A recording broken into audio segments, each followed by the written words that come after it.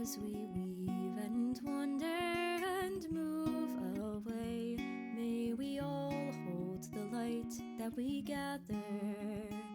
And no matter how far our hearts will go astray, in our souls, you and I will remember.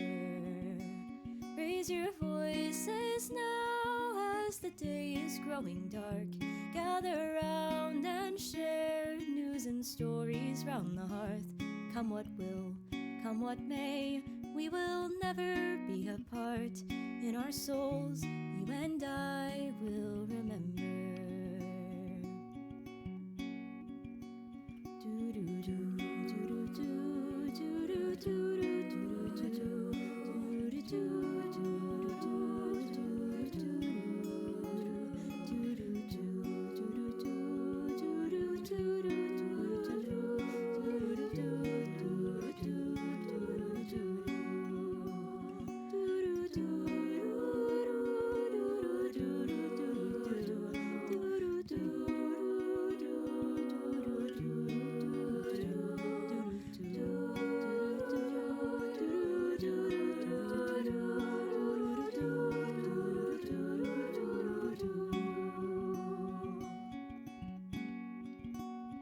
As the fire will burn and the stars hang in the sky, may we join hands and hearts now in winter. For the year has been long, and though soon we must depart, in our souls you and I will remember. Raise your voices now as the day is growing dark. Gather round and share news and stories round the hearth. Come what will, come what may, we will never be apart. In our souls, you and I will remember. Raise your voices now as the day is growing dark. Gather round and share news and stories round the hearth. Come what will, come what may, we will never be apart. In our souls, you and I will remember. In our souls, you and I will remember.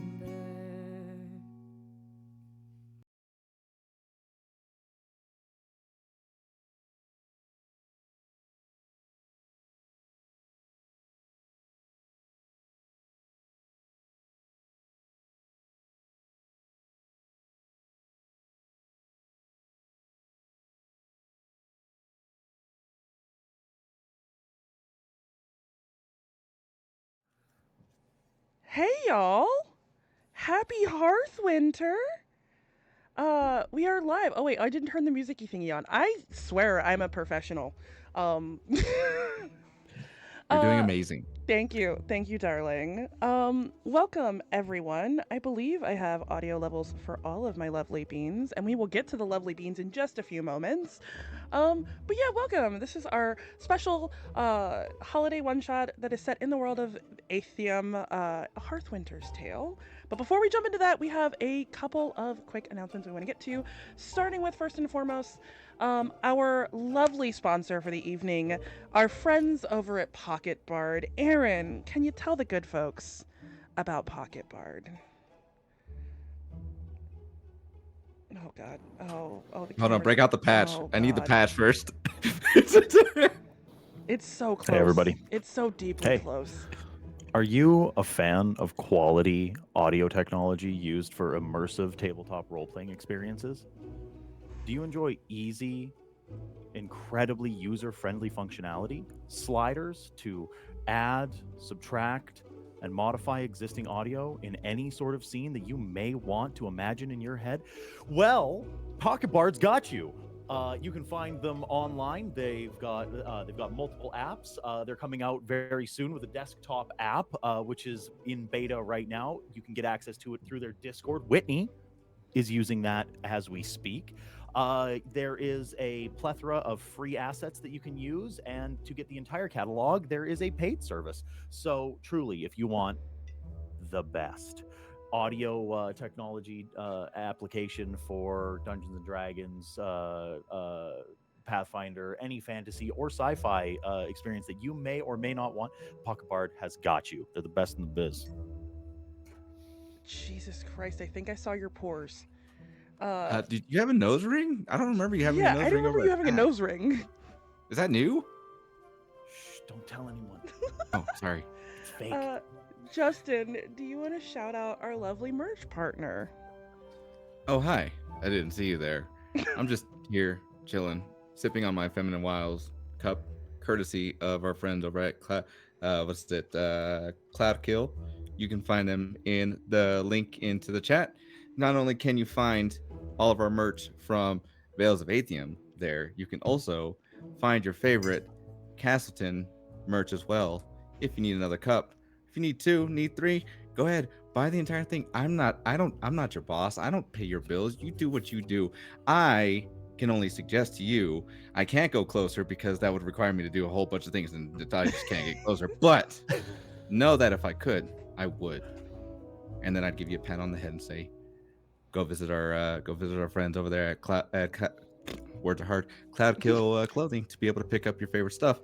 If you want, they also have amazing shirts, crop tops, and a whole bunch more. Go check them out. Back to you. Thank you, darling. Couple of final things. Your regularly scheduled main campaign of Atheum will return next Friday for episode 5. We will be bringing back Sachi and Tali, and we will jump back into where we left off in a deeply dramatic moment, and we'll see if Alejandro is dead or not, because that's kind of where we left things. Also, the SGG Smoking Glue Gun Shop is currently on break, but it will also be returning next week for members of my Patreon and the general public on the 25th. And we're also still fundraising for my shed. There's a Ko-Fi link in the chat, so you're welcome to check all of that out.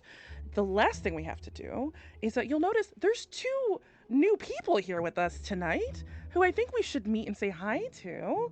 Candace, tell the people who you are, where they can find. Yeah, you, darling.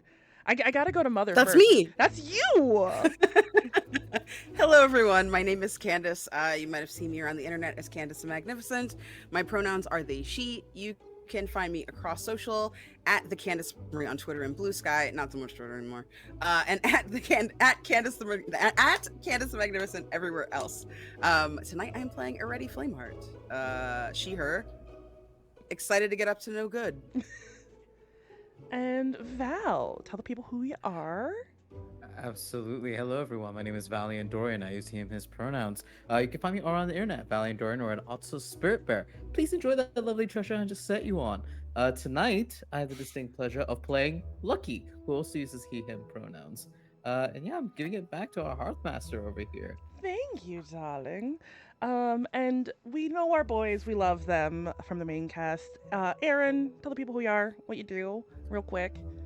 Say hi. Hi, I'm Story Dad. You can also call me Aaron. I'm all over the internet playing TTRPGs. I'm on Threads and Blue Sky and all the other places. I run Another World Tabletop if you want to go and watch our weekly games over there. And I tonight am playing Toddimus, Toddquarius. He, him pronouns. Mm-hmm. And Justin. Hey everybody, how's it going? Thanks for tuning in tonight. I am GM Justin. You can find me at all my socials at Forever GM Justin. You can also find me over at Roll D5, where we specialize in playing indie TTRPGs. I am playing Todd, the Todd Wellington. And I think with that being concluded, I believe 'twas the night before Hearthwinter, and all through the inn, everyone is drunk. Thus the trouble begins. Our story begins outside of a ramshackle tavern, one that looks to have been rebuilt several times over. The roofs don't match, and there are at least 3 different colors of paint across the facade, and long faded scorch marks across several support beams. An old rusty sign in the shape of a bell dangles in front of the door, but the name has long since faded and been forgotten, repainted with the words "Thrice Burnt In." As we shift inside, we see an older barkeep with cropped, wavy black hair, graying at the temples, a bit of gray in his equally close-cropped beard. The gentle blue eyes peer out from his smooth brown skin. He is serving a light stone-skinned woman covered in gold kintsugi-style markings in blue-toned monk robes. Well, the story behind the name, the Thrashburnt Inn, is one of those local legends. Steve begins. The building's been set ablaze 3 times in the past, and each time she comes back just a bit stronger than before. One thing for certain is that it survived all of it, and that's why, much to my frustration, we keep the name. It's as much a part of the place as the mocktails at this point. It was Hearthwinter's Eve at the Bellfire Inn.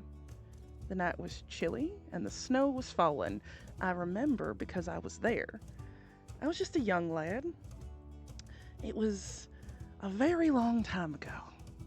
Steve turns to look at a small charred bell just above the hearth, and there's a hint of a tear in his eye. And we pull back from this moment, almost as if stepping back in time. We see a fire raging and the building collapsing before time settles. And we are back in front of a slightly less ramshackle tavern. Snow falling softly, a Hearthwinter's chill on the breeze. But the inviting scent wafting from the windows is one of spiced pear cider and burning wood. One can see the flickering shadows of a collection of wayward travelers through the windows and hear the sounds of guitar playing and singing as people gather to spend the holiday together. The sign reading, "The Bellfire Inn," in the shape of a bell, swings gently in the wind. Who would we see first outside of the tavern?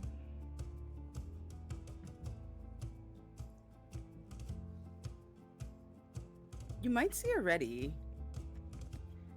Ireti Flameheart is a very petite femme person. They are about 4'11", 5 foot on a good day. They have a mop of kinky, curly, orange, gingery hair all over their head, and Azamar. Their light brown skin has a smattering of beautiful, shimmery white freckles all over it. And they have a little cart. Inside of the cart, you can see like a little bit of fire that seems to be warming this kind of miniature hearth.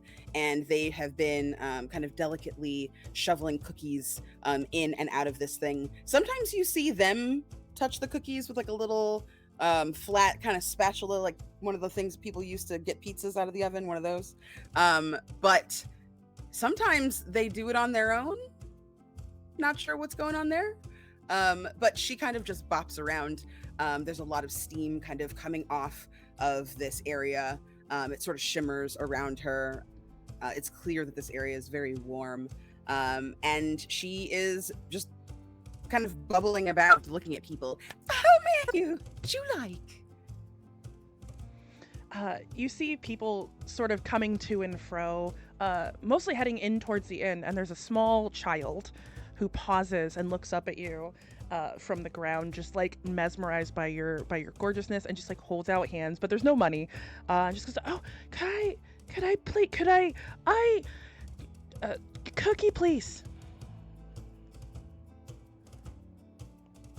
Oh, absolutely. I would love to give you a cookie.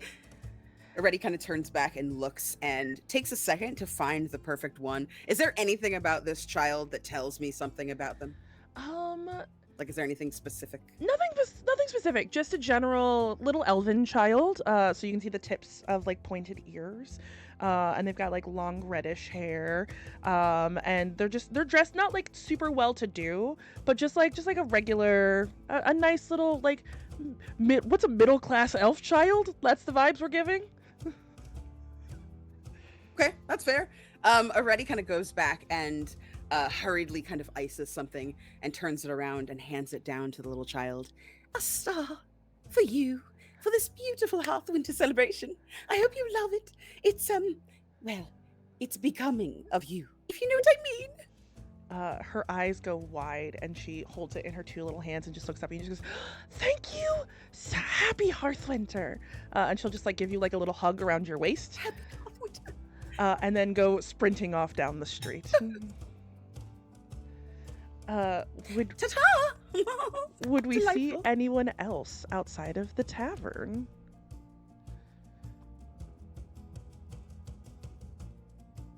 Not immediately outside the tavern, but Lucky, who has been part of this troop for a while, lifts up the window to see our newcomer providing cookies outside of the tavern when the warmth is inside, the drinks are inside, and all the fun is inside of the tavern. So he lifts up the windowsill, and we see a handsome red scale dragonborn with this kind of like billowing white mane that settles across his shoulders, a curled upward draconic horn, and a mischievous smile lean out, head within his hand, calling after Ireti, being like, Ireti, darling, it's really cold outside. You're just gonna sell cookies all night. Ireti, Fun's inside. Ireti like turns to look at you.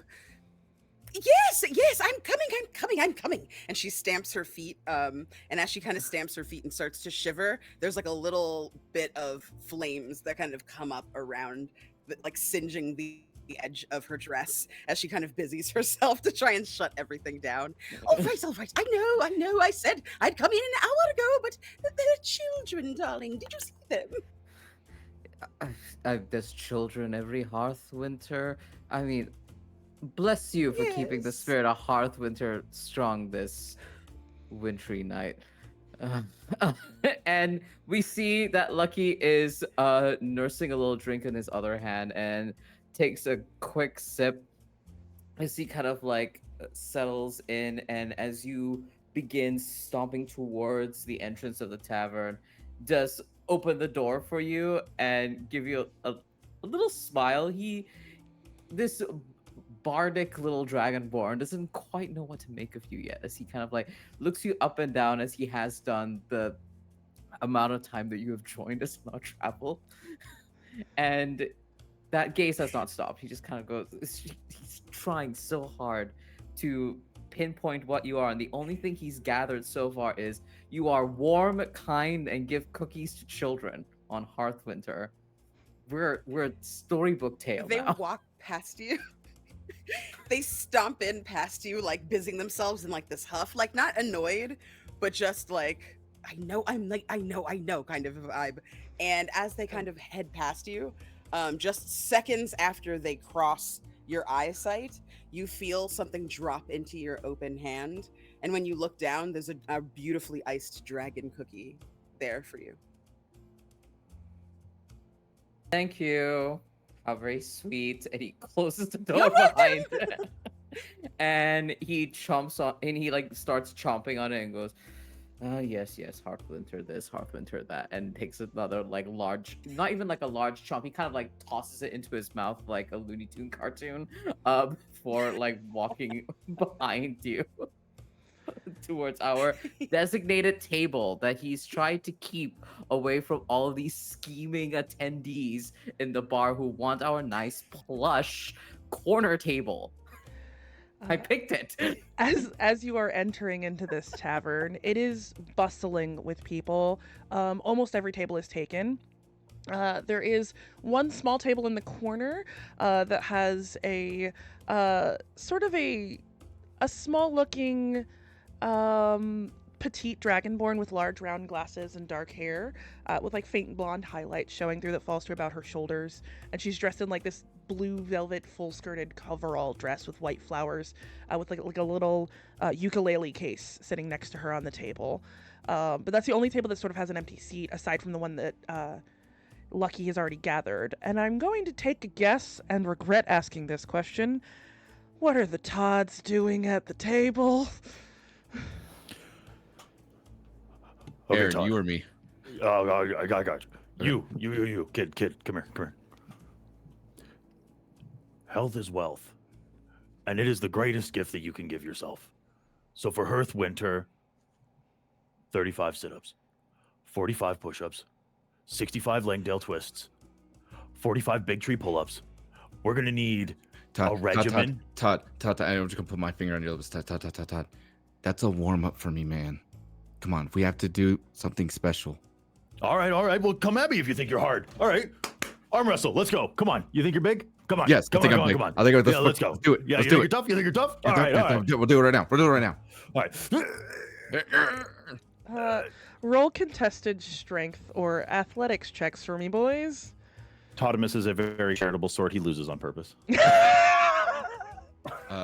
I'm also a charitable one, so it's just like it's a stalemate. It's just like resistance. Like Okay, fine. Let's do it this way.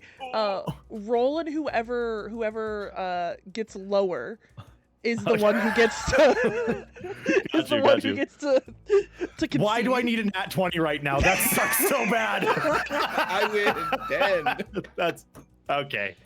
Okay. Okay. Okay. You, sir, have been working on your fucking biceps. Good on you. You win this one. All right. What do the Todds look like, boys? Toddimus looks like he's about 6 feet tall. A ridiculous, like an unhealthy body fat percentage. His skin is like ungodly pale. He definitely looks like he just sits indoors 90% of the time, probably doing calisthenics. He has a pretty plain black. A lot of it looks like what I'm wearing now. A plain black sort of attire, sleeveless. He's got the sweatband on his head. And the fist wraps on, even though like he's not fighting anyone. It's definitely very performatory as far as like the aesthetic goes. He wears simple. He's got the simple gold beads on his neck, and he has a sort of perpetual shit-eating grin on his face as well. Very much missing a tooth somewhere in the back, like a back molar. He looks a little rough and tumble, and he has a pretty pronounced bulging wine skin that is on his side. For the Todd, he is wearing, what is it? He's wearing these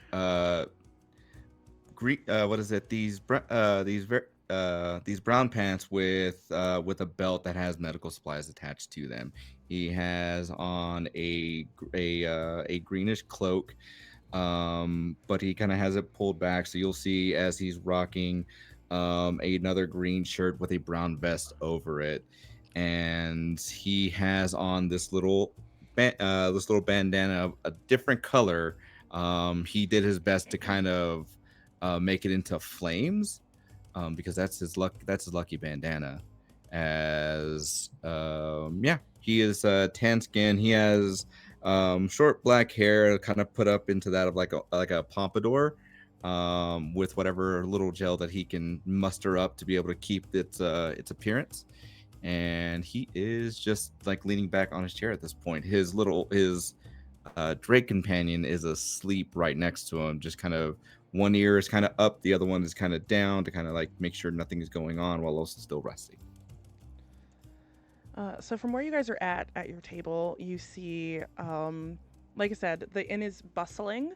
There's a younger, dark-skinned boy with like face framing locks, bright blue eyes, and clearly what like is an 18-year-old's attempt at sexy short stubble that he's almost pulling off, who's just sort of flitting around table to table taking care of everyone.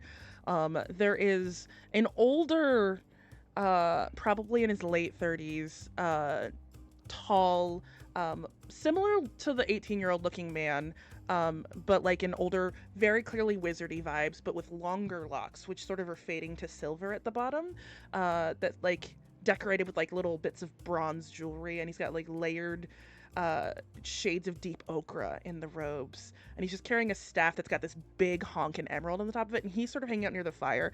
And then the last person of note is behind the bar, who again clearly is related to these first two, is older gentleman with cropped wavy black hair, and just sort of is tending the bar. But it's very busy, it's loud, it's jovial. There's a menu on your table. Everyone is very excited because the following night, because it is Hearthwinter Eve, the following night, Grace the Ghostlight will be performing her new rendition of the Hearthwinter song.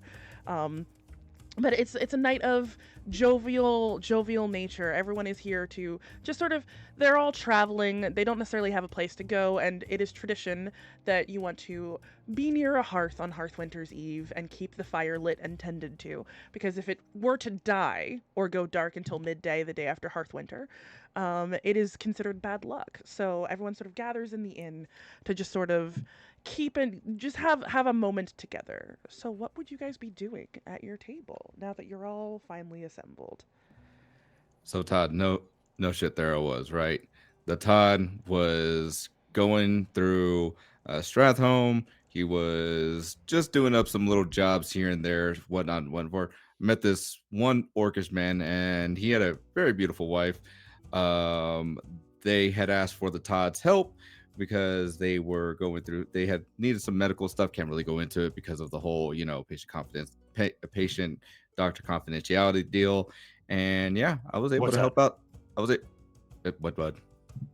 Confidential. The Todd is confused by your question. Yeah, me too. Anyway, I helped him out. So some noble down, I can't remember. His name started with an A of sorts. I don't remember. Family with politics. I leave you two Todds alone for 5 minutes, and there's still no food on the table. Alejandro, that was his name. Yes. Lucky, to be fair, Lucky, they're telling quite a good story. That noble, quite rude, yes. you see Lucky frowns as you make that observation of him, as he is very well versed, I feel like, in the story of the Todds, where things tend to meander in a very confusing way before they ever come to their conclusion. And he just goes, Ireti, I promise you, I'm sparing you. I'm sparing you the pain. Oh, have you heard this one already? No pain, Some version of it, I'm sure. You know this one. I asked about everyone's day. I thought I was getting updated information on local politic and discourse.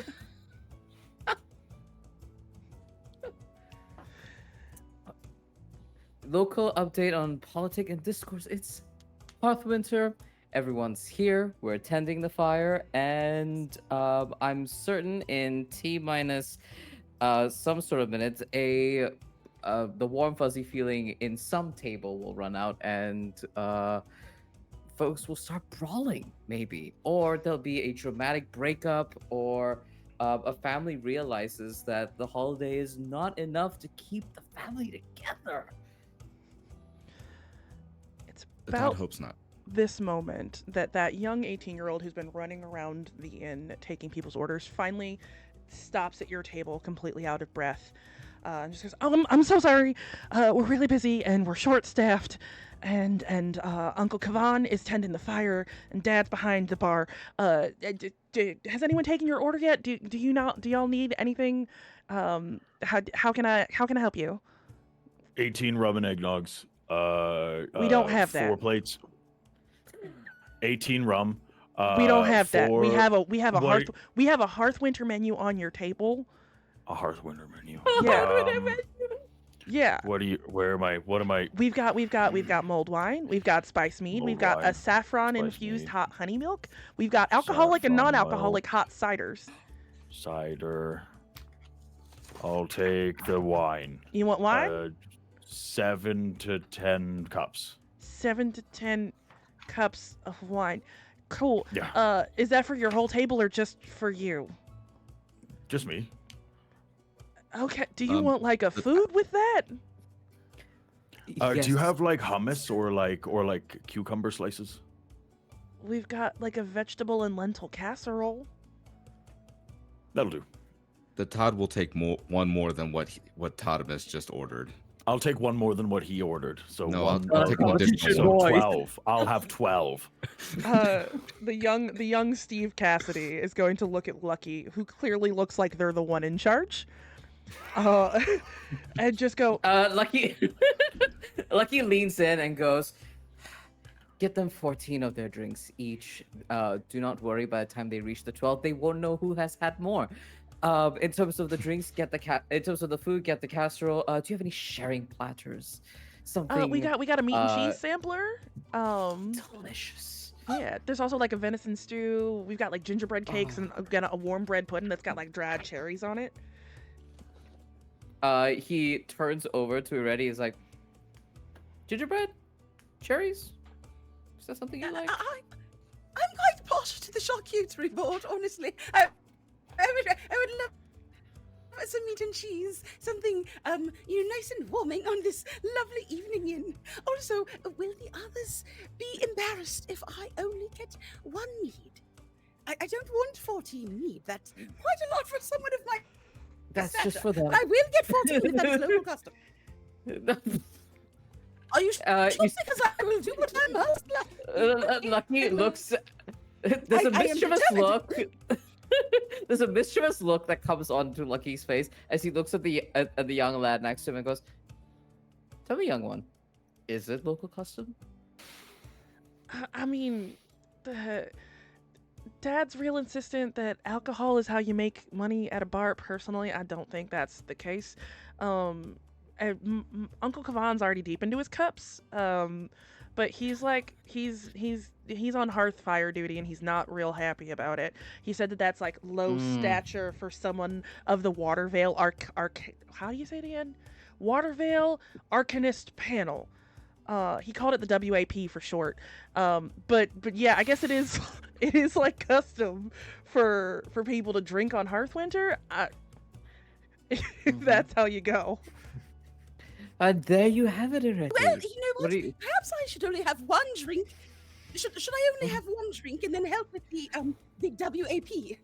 I'm as it is. Should I assist with it?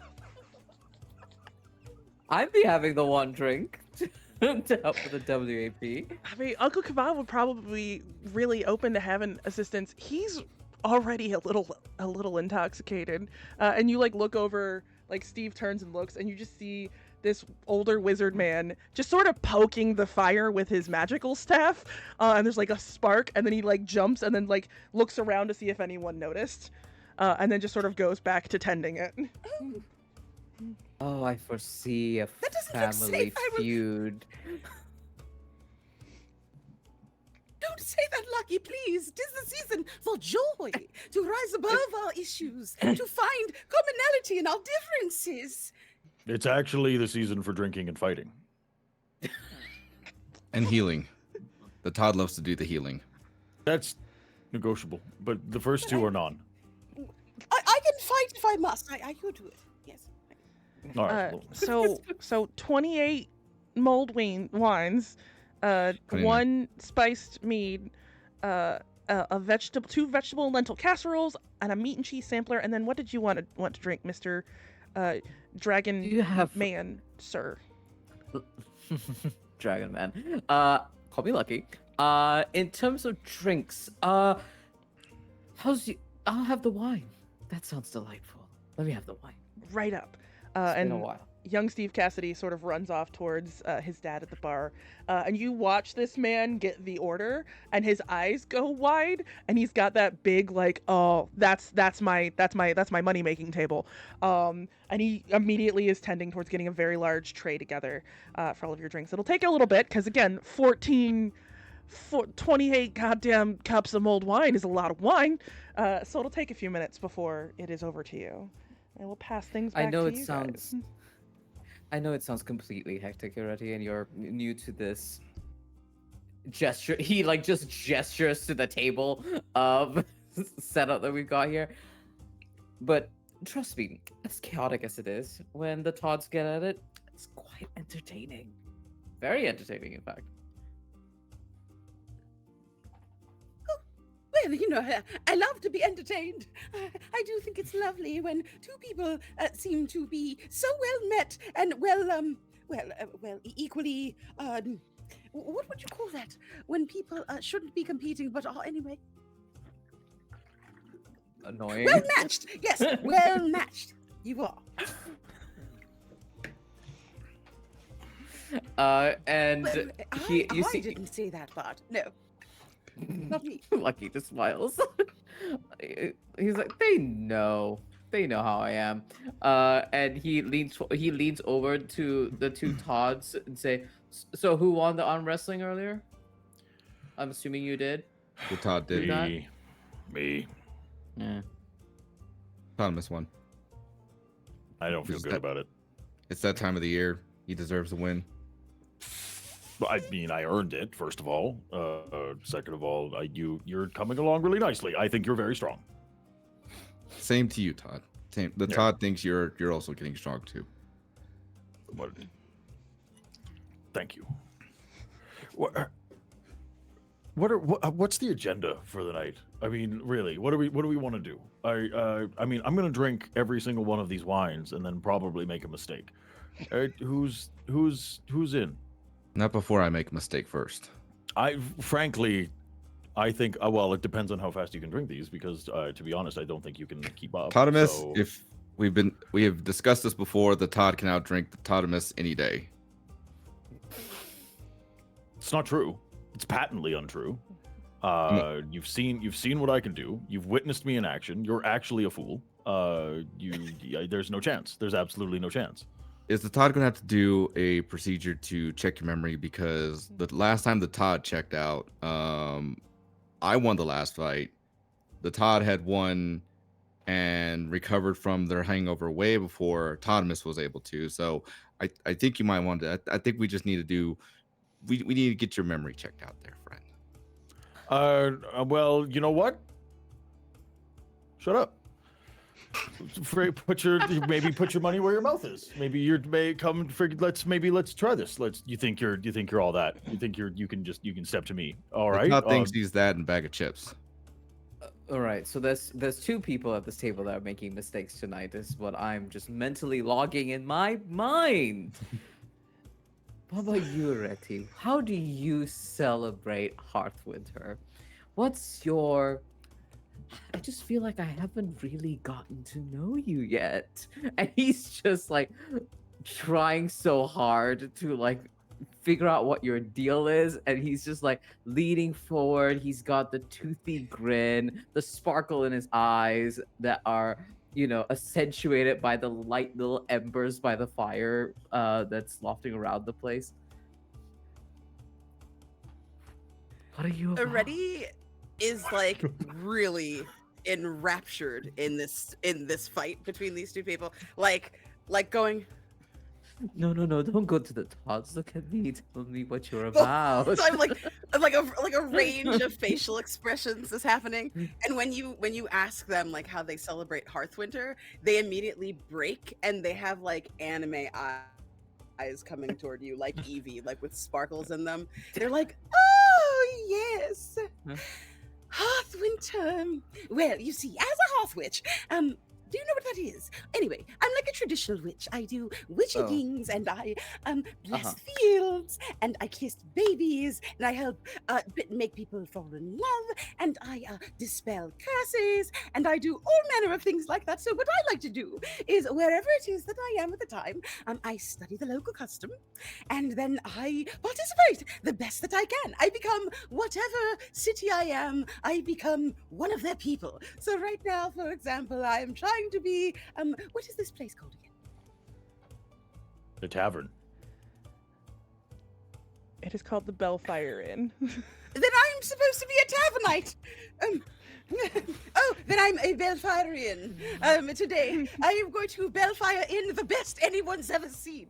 Because I don't make mistakes. I know these young men. You are saying you want to make mistakes. That is not the work of Ireti Flameheart. No, I don't make mistakes. Do you, Lucky? You don't look like you make mistakes. You look like a very upstanding young dragon. You see, Lucky, as you are describing every single quintessential Hearthwintry like value and and trope possible, his toothy grin turns more and more rigid, as if Lucky himself is turning to stone, realizing that, oh, Ireti is just like this. You're just like this and nice, and you're with us three chucklefucks, and that's just how the chips have fallen this Hearthwinter. And as he's making this conclusion, as it settles in his mind, he blinks hard, like really twice, and goes, I make intentional mistakes. I'm very self-aware when the mistakes are happening. Probably not as frequently as Self-awareness. Todd. Someone has to be. That's He beautiful. smiles and chuckles. You've taken a whole journey and you've wound up here. You've done such a lovely job. I hope that you're proud of yourself, Lucky, because not everyone can be self-aware, as we have so recently seen. You get the impression that's like the thank meanest you. thing she's planning to say about anybody. I know.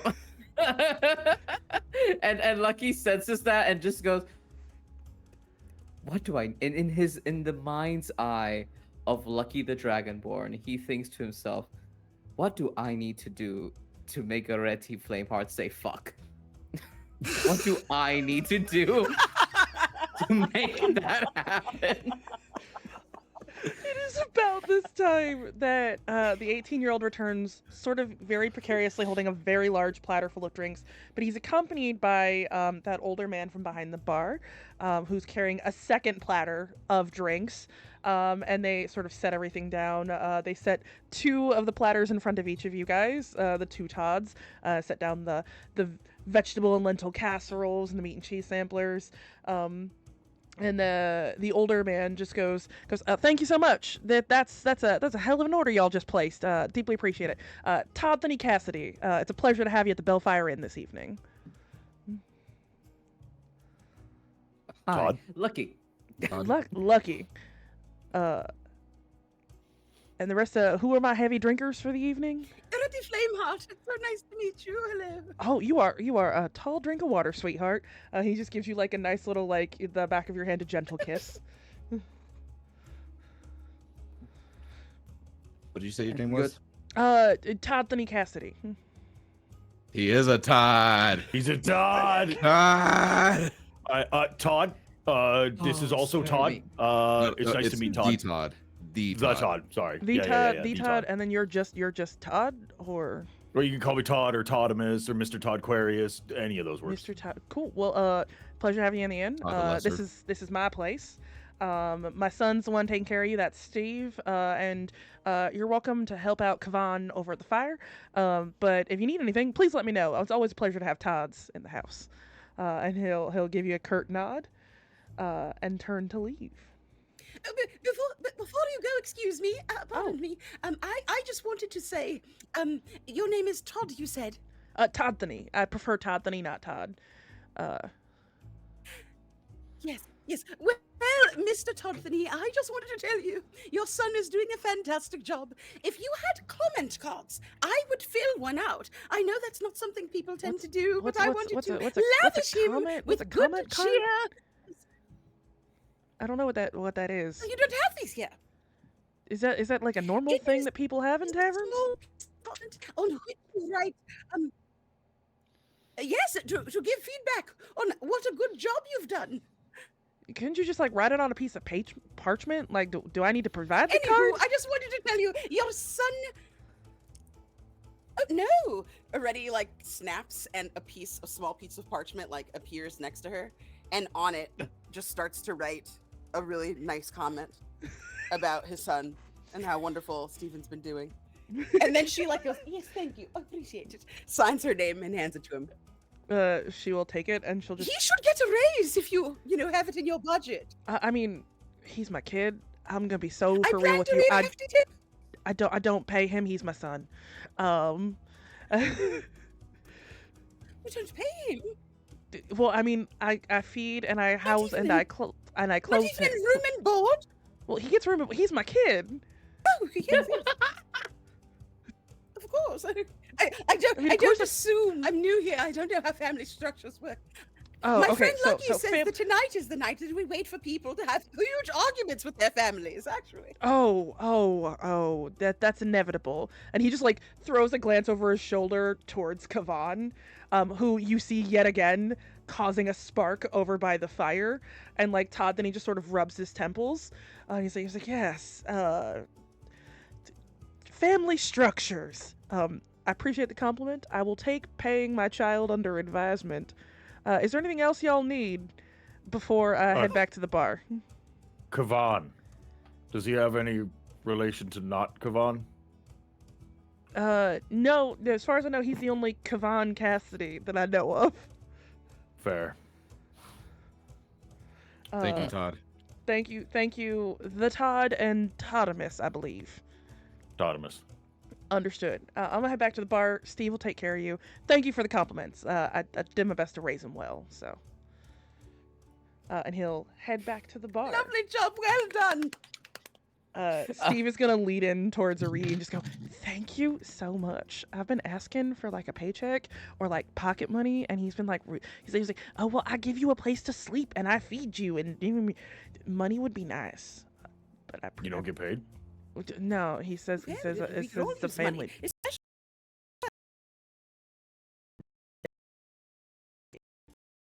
Give him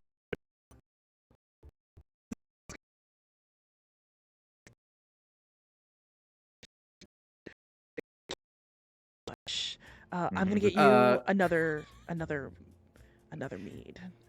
I'll take Have one. you considered getting a new occupation? I mean, I grew up in this bar, and someday I get to take it over, is what Dad says. So I got to know how it works. Well, Yeah, but is that what you want, though, kid? yes. And Lucky leans forward and smiles. And it's just like, you know, family businesses, family setups, and things like that.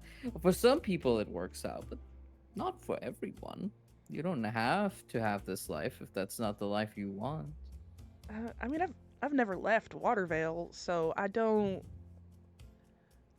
Have a gap year. Uh, Take a gap year. What's a gap Would you- year? Would you it's- like to be my intern? Does Do not be his intern. does it pay? Yes. Make a persuasion check.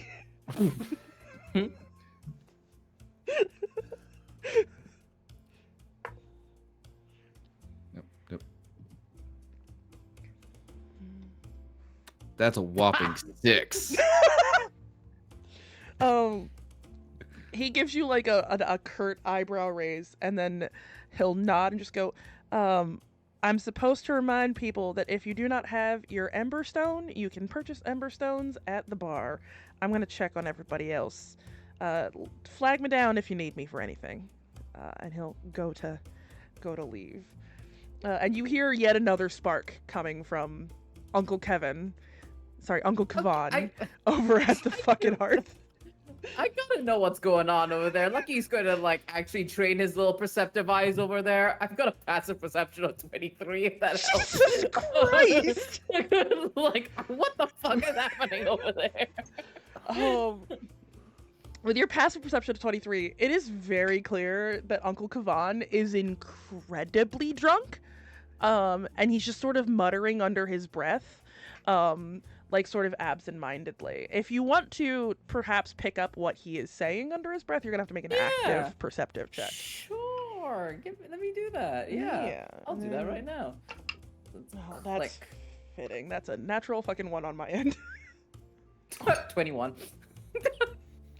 So you can almost like read his lips from a distance, and he's like, I spent all this time, and I traveled all the way from White Ridge, and I wanted to spend time with the family, but no, I've got to take care of the hearth, I left the archivist panel to spend the evening with my family, and instead I get put to work, and there's no money. And he's just sort of talking at himself. Very frustrated. Like, it's abundantly clear that he's frustrated, and he's just like occasionally poking his magical staff into this fire to tend it, rather than using any of the actual proper fire implements to do so. Question for the table. Above table or at table? No, at table, as Lucky. He is asking this. Question for the table. Just theoretically, hypothetically, if a drunk individual were tending a hearth with a magical implement rather than a normal fire based item, how likely would it be for, I don't know, something disastrous happening? I'm not a magicker. I don't magic. I don't know. I magic. And quite, Yes. quite frankly, I think as Ireti starts like telling you how she's feeling, she's like taking components and stuff and like salves and bandages and like other items just out of her bag of holding. Yes, well, I do believe that that's probably not what you'd want to do. But if you were doing it, there would be a witch nearby who could probably just patch you up if you ended up blowing yourself up. It's okay, really. It's no big deal. I'm here to help, of course. But you should probably do it the right way. I promise it's not me. It's him. And Lucky just points to Kavan, who is growing probably more frustrated as time goes on, poking the fire with Good his staff. Oh, is he not supposed to do that? I would recommend against it. Yes. Should I go tell him that, do you think? Would it be Yes. helpful for me to go and tell this? Yes, I think so. All right. Okay, I'll be right back. 1 moment, please. She Oh, I gets up have to and like watch kind this. of like pushes all of her drapey clothes behind her and like straightens up and like ruffles her hair. Excuse me, good sir and dearest Kavon. Hello. What? You know my name. Hello? Very Yes, I've had quite tiny- a rousing discussion about you with your brother. What? Oh God! What the fuck did Toddquarius say? He said that you are hard at work, and it is Hearthwinter after all. And I'm here to help you as a fellow friend of fire. Look, and she all- opens her hand, and a little ball of flame is at the center. All I wanted was to spend time with him and his kid. Like, I came all the way over here, and he's beside the point. I didn't even get a chance to give him his Emberstone. Like, I made a custom one for him, and he pulls out this rock that looks very smooth and rounded, and it's got like a sigil sort of carved into it. And he just sort of like fumbles it in his hand a little bit. Just goes, I made him a custom Emberstone this year, and I haven't even had a chance to like give it to him. Oh, she grabs him by the lapels. You must go to him. Go to him and give him this gift. This is perfect for Hearthwinter. Let me watch the flames. I am a professional. As you go see your brother and your nephew. As you grab this drunk man, he sort of loses grip on the rock in his hand, and it tumbles out and falls into the fire. And as it hits the fire, you watch as the sigil in it sort of lights up, and slowly starts cracking and disintegrating apart. And Kavan's face gets very big, and he goes, the whole point of giving him the rock was to help with tending the fuck. You should get back. And he sort of like scoots you back, as a loud crack erupts through the tavern. And crawling out of the hearth, you see an Ireti and 3 fire elementals. Can I have everyone roll initiative, please? Yes! Lucky! Lucky! Lucky's wish has I've come made a true! mistake! Lucky, please help! Help, please! Oh, Ireti, you beautiful soul, I will. Thank you! Assistance! That 24 initiative, why? It is intent on you to go first. Oh my god. There's Owlbear. Laura, if you could send that link over, that would be lovely. And then Ireti, what's that initiative? I got a super sexy 14, I think. It 14. vanished already, but it's like a 14. Yeah. Toddimus. It's not sexy. 17. 17. Admit. Oh wait, Whitney, it was a 13. Sorry. 13? Cool. The Todd. The Todd got a 9. Lucky. 26. Jesus. Okay, and then I need to promote everybody to GM so you can move your stuff around. Yippee. I believe there's a link in Discord probably, and then Ireti is over here, and you're over here, and y'all are over at your little corner table. I love that you guys said you were at the corner table because I had already put you there, and it made me feel very happy. I give rights to my GM. Oh, so brilliant. Oh, I gotta put the Todds there because y'all were arm wrestling, and that makes more sense. So yeah, this is what we're looking at. You got an in. I can also, now that everyone's in here, oh wait, no, I gotta switch and add Candace. Promote GM, and then promote GM, and then everybody should have access to the map. And you should be able to move your own, no, you should be able to move your own token if you need to. And then I can do this. And then, boom, we got a map on screen. Did the thing.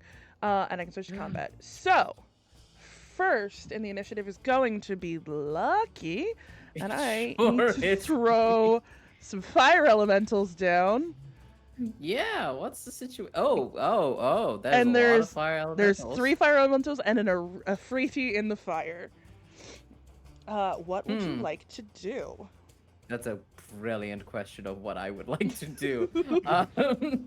I think Lucky at this point pans over, hearing what he thought was like maybe a family feud about to break out, some loud noise. He looked away for a second, and then he looked over and sees several elementals and goes, "Oh, not quite like that." And I am going to, oh goodness, okay. Yeah. So Lucky is going to stay far away as much as he can. He's probably gonna move to about. I am tiny. I do not know if you know this. I'm a bard and a rogue multi-class. Oh, not a lot of God. HP packed in there. So I'm gonna stand over to the side a little bit and pull out my short bow and take aim and try and shoot. In fact, I have a thing that lets me take aim and double. Yep, steady aim. I will give myself advantage for this attack roll. Nice. Oh, only if I haven't moved. Fuck, never mind. I will not do that. Instead, I was like, dang, I should read this. I will instead, as a bonus action, use my insightful fighting to make an insight check against the creature, which is probably this elemental that's closest to Ireti right now. Yeah. And let's see how this goes. Insight against your deception. So insight. I rolled a 17. That's a 13 on the die, and it is not a very insightful creature, so... Yeah, so I will get sneak attack against that. So heck yes. Time to attack with my short bow. Do it! Wahoo! God, I love being a rogue. That's a 22 to hit. Yeah, that definitely hits. Alrighty. I love that for me. I will do... Wow, thanks, D8. 5 points of... Sorry, that's the wrong... How is that the wrong one? Hello? Sorry, I rolled the wrong one. There we You're go. good. That is still 5. 5 points of short bow damage. And I need to roll sneak attack. Please. Thank you. Sneak attack. That's 23 points of sneak attack damage. So that will be... Jesus! 28 total. Boom. That flame elemental takes a very, just sort of almost hisses as fire erupts from its mouth. And then it is the fire elemental's turn. I do have them all going together because I am lazy and I didn't want to give them 3 separate fucking initiatives. That's fair. So the first one is going to Valid. turn on Ireti because she's right there, or Ireti, and she's going to do a multi-attack, so 2 touch attacks. It's a dirty 20 to hit. And a 22 to hit on Ireti. Yeah. Yeah, that definitely hits me. Jesus. Oh, I rolled a lot better than I thought I was going to on that. Rip, I'm so sorry. And then, Jesus. Plus 3. That's going to be 27 points of damage. And no, you're not flammable, so yeah, you're good.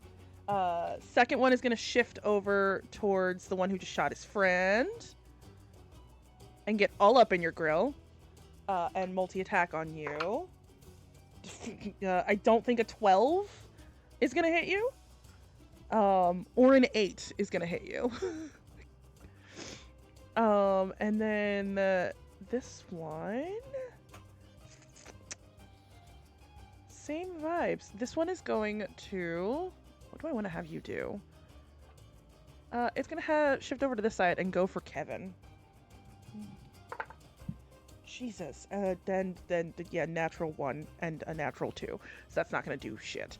And that'll bring us to Toddimus in the initiative. With Ireti on deck. 10, 15, 20, 25, 30, 35, 40. Oh There we god, fucking monk. And yeah, then I'm going to I'm gonna object interaction, scoop up 3 of the wines and just straight up drain them on the way there. I'm just gonna neck them on the way to the fire. And then yeah, I'm gonna I square up. I square up against the fire elementals, and I'm in a flurry of attacks. I am going to hit these folks. Are you going for the elementals or for the Ifriti? For the Ifriti, 100%. Yeah.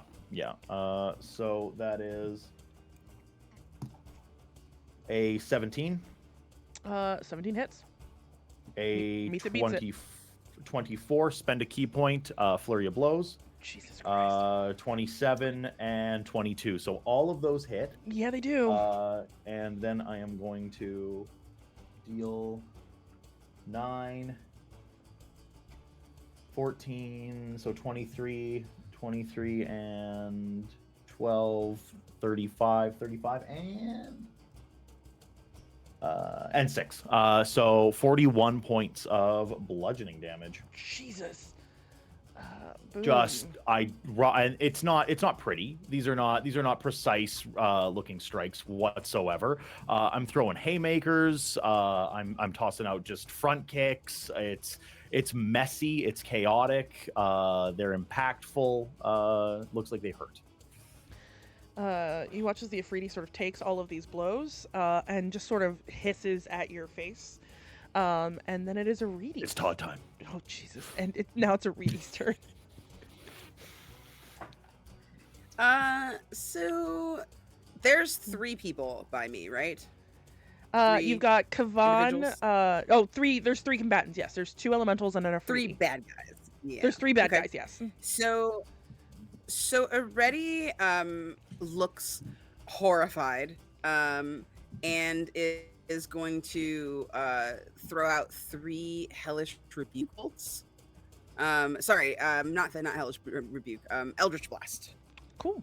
So I'm going to roll for each of them. Give me those attack rolls. I got a 21. That's gonna hit. Another 21. That's gonna hit.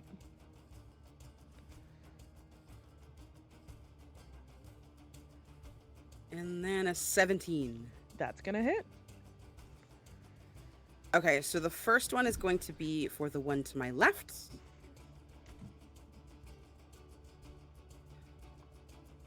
That'll be 12 points of damage. Perfect. Let's see. Apparently 4 of that is critical damage. Nice. Nice. Right. The second one.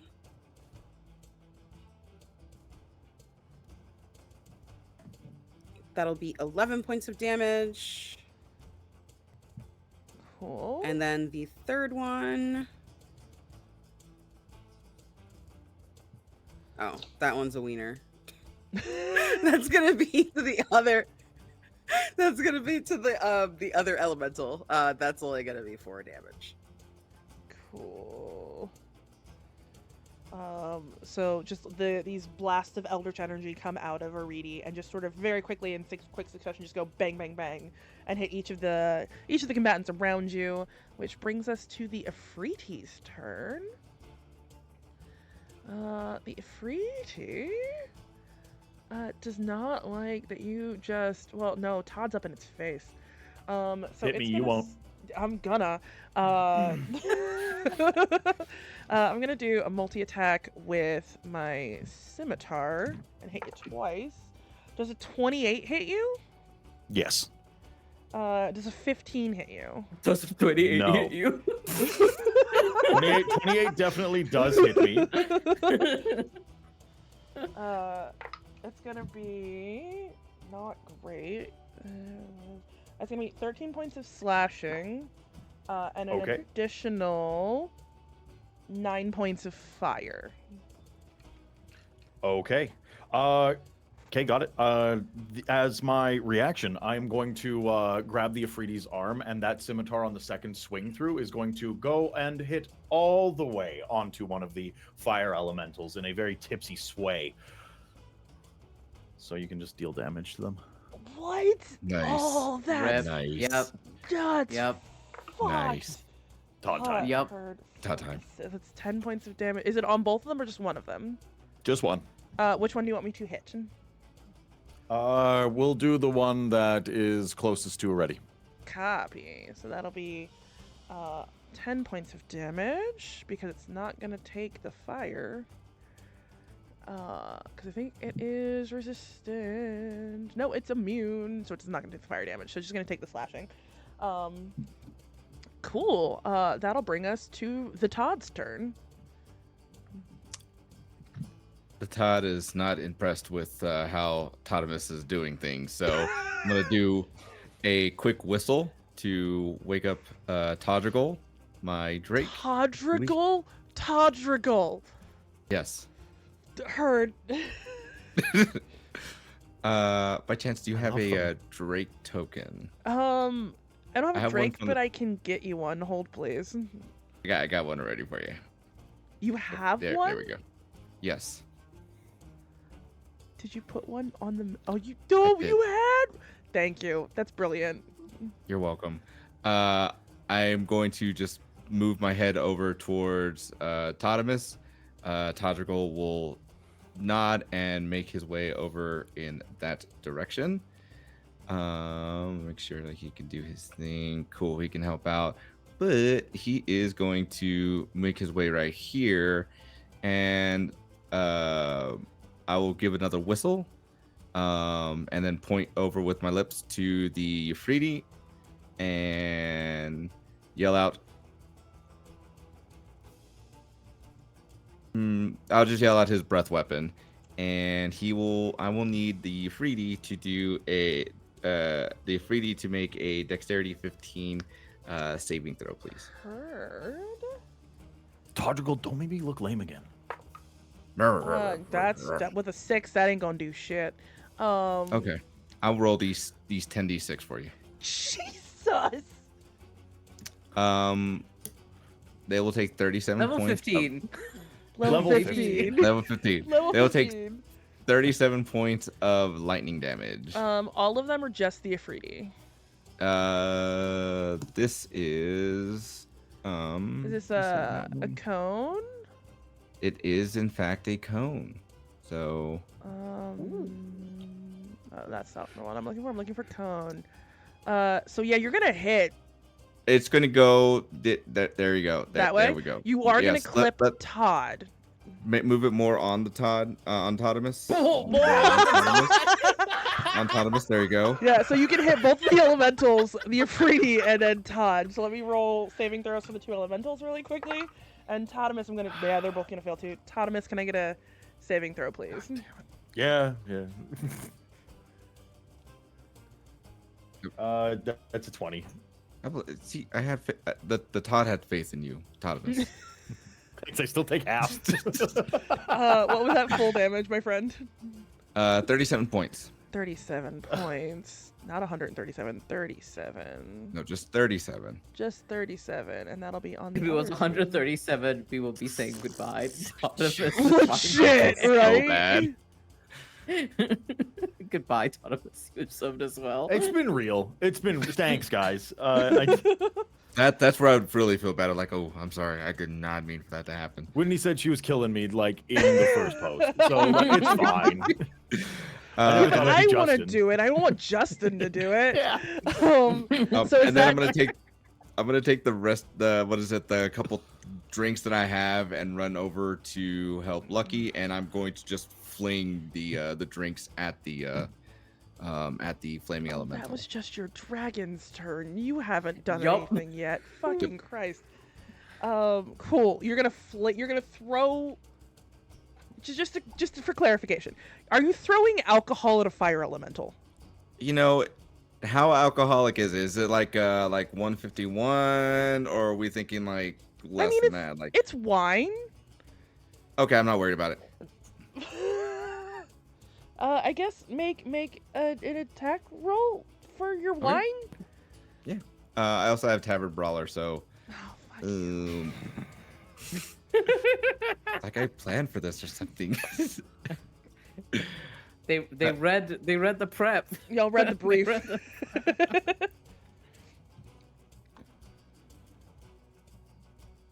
That's a 9. I miss. Yeah, that does miss. That will bring us. Is that all you got? That's all I got. Cool. At the end of the round, Todd Cassidy from behind the bar does not like the fact that there's some nonsense and shenaniganry going on. And he's going to throw mostly because I didn't give him any fucking spells, he's going to throw a 3rd level, he's going to jump over the bar, do a 3rd level Cure Wounds on Ireti, because you got all jacked up, and like, it's not good business if my patrons are hurt. So I need another D. The entire time he's trying to heal already, they're just like babbling apologies about ruining his Hearthwinter gift. That's gonna be 31 points of healing to you. Thank you so much. I really don't deserve it. Your poor No, brother. it's fine. It's just deal with the elementals, lady. And he'll stay focused. he'll just sort of dip back, and he wants to like keep eye contact so he can make sure that his kid is okay on the other side of the bar. And Steve is sort of hiding in the back, sort of protecting Grace the Ghostlight in the corner of the bar. That will bring us. Nothing back says I to love you like Lucky. minimum wage.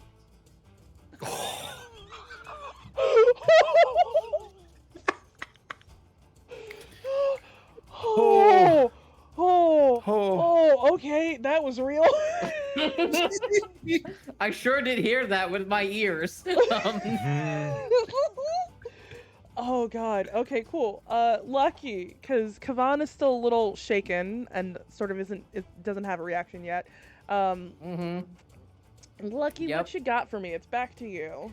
It sure is back to me, ain't it? All It right. is. Yeah, so after witnessing the team come together, the Todrigal and Toddimus are doing great, and then watching the Todd try to launch this mulled wine at the elemental and it not take. Lucky will use his bonus action to look at you, the Todd, grab you by the shoulder and just look you in this like intensely masculine way and go, "You've worked out for this.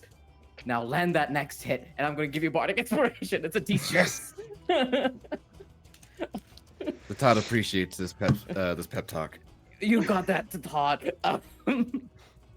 And with that, Lucky's like, all right, now I gotta deal with this one. And he's realizing he can't use a shot bow in front of this particular elemental. Swings it past his body, pulls out his dagger of venom, and I'm going to stab. Stab away. I'm going to stab with my dagger. That is a is- 25 to hit. That hits. please. Is your dagger magical? It is magical. It Cool. is a poison. Is a dagger of. I hate that you just said cool like that. That isn't fun for me. I didn't. I'm not using the charge. But That's because fine. I It's have, immune to poison damage. That's great. I have an ally within 5 feet of said creature. You do. I get sneak attack, so I will go and do that. Oh yeah. Do your stupid amount of roguish sneak attack damage. 23 sneak attack damage. With Jesus. 9 dagger damage. That's not poison because I didn't. So use the 23 and then charge. 9 in additional. Yep. Mm-hmm. Heard, chef. It's looking real and I'm fucked gonna- up. I am going to attempt to shimmy, which is what I'm going. I'm gonna like shimmy around it, not Are you? leave it. You're saying it? Yep. I'm staying within melee, but he's like just like tilts over, and it's like, oh, and I'll end my turn there. And it is now the elementals' turns. So the one up in your grill is gonna turn to face you and multi-attack on you again. Please don't. That's good. No, it's doing it. It's doing it. 16 to hit Is it? That hits. Yes, and a 19 to hit. that both hit. Yep. Ooh, I have an AC of 50. Oh, gross. Has this elemental considered how cute I am though? it doesn't care. Dang. Oh, that's cocked. It should. It's Hearthwinter. It's Hearthwinter, and I'm so cute. Cool. Well, then you can very cutely take 22 points of damage. Rip. Ouch. Okay. Horrendous.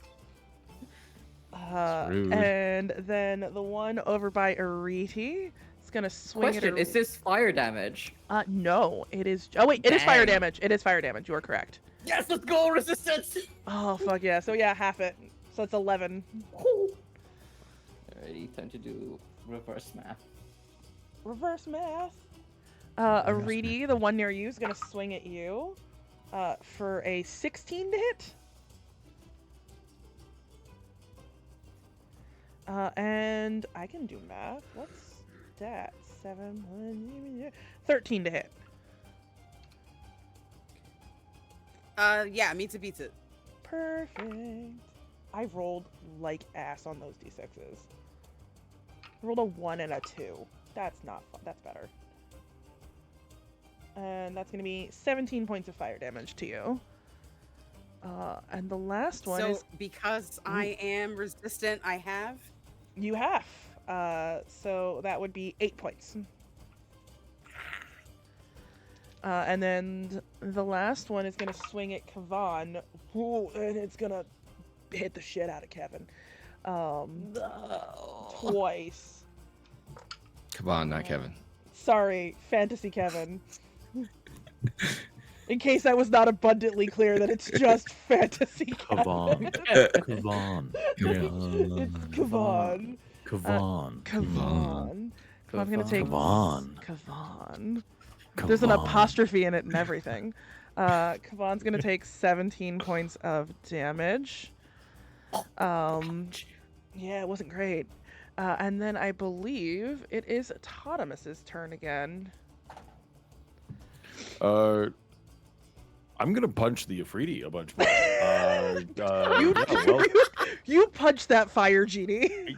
yeah, welcome to the Todd Show. I'm about to punch him a whole bunch of times. What was his? I 15 Hits. on the first attack. Oh wait, no, It's, 15 does not hit. 15 on the It's AC 17. First two miss. First you miss. Key point. Yeah, plenty. Well over 20 and 18. And I'm going to deal 15 21 points of damage total. Heard. Damn. Are your fists magical? Have you seen them? No, they're not. Hey, important question to ask. Yeah. That's fine. Yes. I'm asking for the elementals because the Ifriti is not resistant. Certainly, How many? they're not. How much damage was it again? 21. 21. Thank you. It did not like that at all.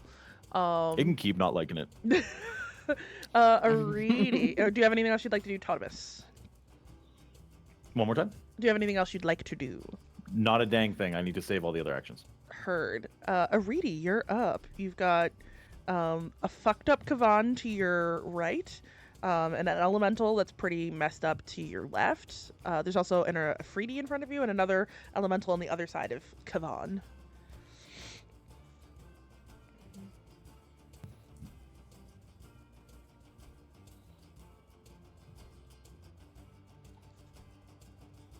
I think you're muted, Candace.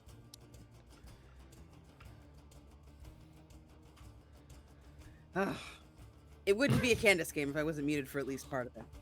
I'm going to aim at the Ifriti and unleash my Eldritch Blast at her. It looks like Ireti stamping their tiny kind of silk ballet flat-footed foot like just really hard on the ground until like it starts to crack a little bit. And then the flames, just like these like kind of mystical shadowy flames, just kind of like go right at her as Ireti loses her temper. That is a dirty 20 to hit. That'll hit. Okay, so I have 3 beams, so I'm supposed to do all 3 attacks from my beams. Yeah, so it'd be an attack roll for each beam. So the second one, okay, 21. That hits. And then a 23. That hits as well. Are any of those crits? I forget how I know if something is a crit in D&D. Are you rolling in D&D Beyond? I'll double check for you. I am. Thank you. Doesn't seem like it. Yeah, no, none of them were. Cool. crits. They're telling me force critical damage, and I'm like, I don't know what you mean D&D Beyond. Shut up, you're drunk. That's Go 10 home, D&D Beyond. You're for drunk. the first one. 10 for the first Like, one. come on, man. Yeah. And then 8 for the second one. 8 for the second. And then for the last one, 11. 11. It's looking pretty I'm not a fucked math gay, up. but I trust you. It looks pretty fucked up. Ireti just kind of yells at her. How dare you come in here and ruin this family's delightful Hearthwinter celebration? I will not stand for it. I will not stand for it. Her hair is like really fluffy and like almost floating in the air. Like there's a lot of heat and a lot of rage going on in this tiny person. The Ifriti doesn't even notice that you have attacked it because it's still really pissed at this guy that keeps punching her. So she's gonna turn and wail on Toddimus again with her scimitars. Does a 25 hit?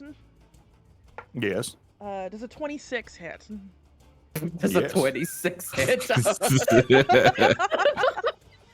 You have jokes. Is what I'm trying to say. You're so funny. You're so funny. And then that's gonna be. I can math. It's gonna be 28 points of slashing damage. Okay. And then 7 is, and then 13 points of fire damage.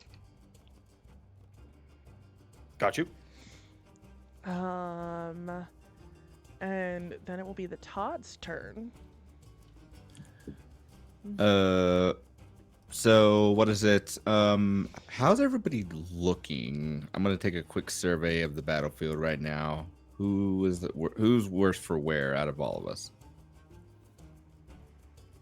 Ireti's only got 8 Honestly- points off. Okay.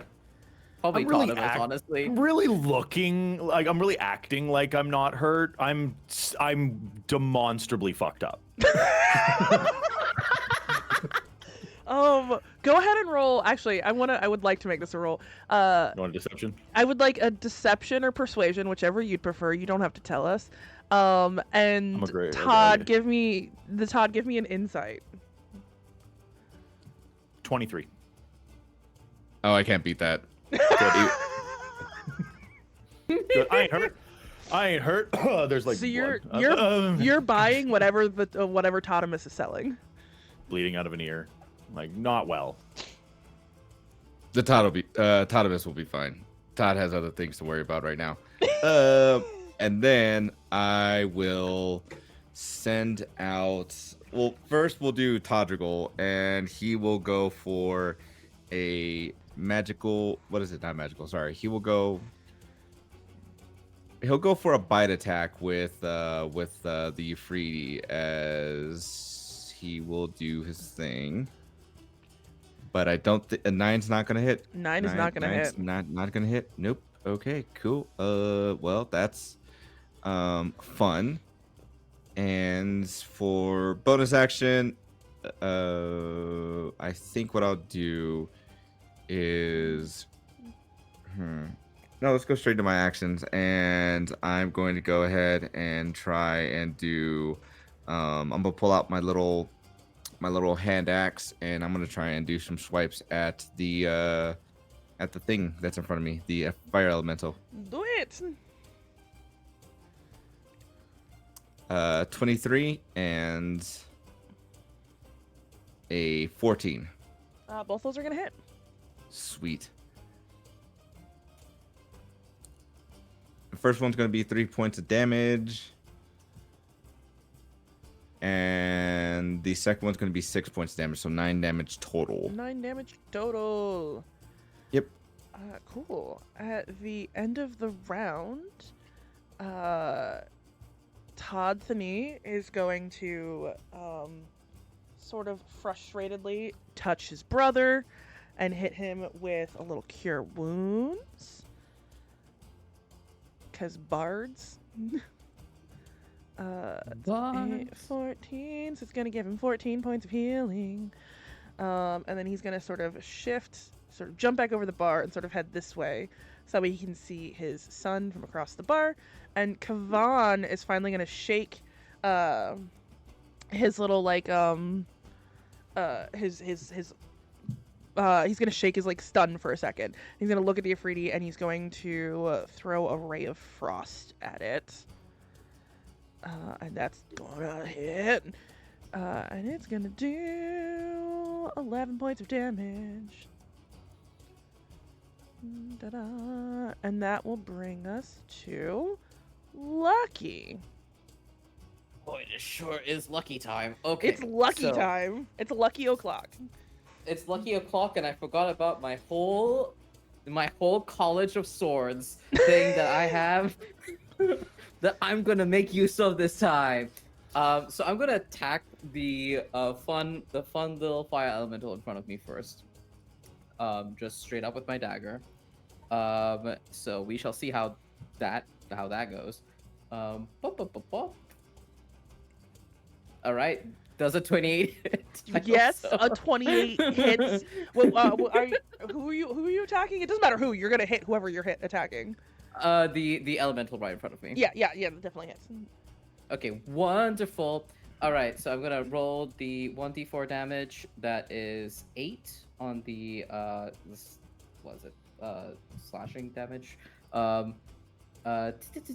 Excuse me, please let me click the sneak attack. And sneak attack, because Toddimus, not Toddimus, the Todd is there. For 20 sneak attack damage. Jesus. So that Rogues. rogues, am I right? Rogues. Rogues, am I right? Is that 20 And- total or 20 plus stuff?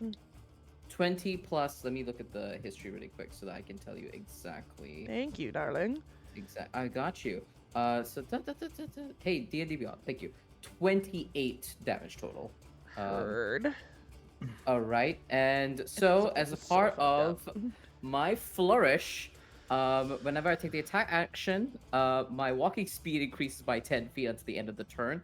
If the weapon attack hits, I can expend one of my Bardic Inspiration dice, which I will do so, to do extra damage equal to the number I roll on the die. I can also add the number to my AC to the end of my turn, which is what I'm going to do because I don't want to get hit anymore. Funnily enough. So I'm just going to roll the d6 really quick. That's a 4. So that is 28, 29, 30, 31. So it's 32 damage total. And I'm adding +4 to my AC. So I now have a 19 AC. How is this elemental doing? It doesn't look great. It looks not great. And it's pissed. Like if a fire face could convey pissiness, that's the face it's currently making, and it's going to immediately swing at you.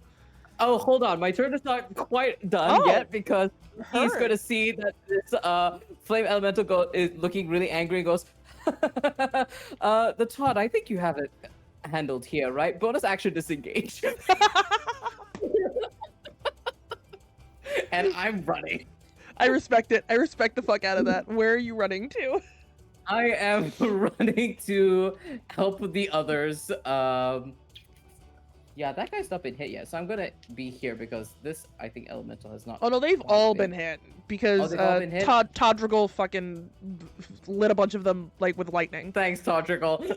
And I'm gonna be yeah, I'll be here. Sure. Great.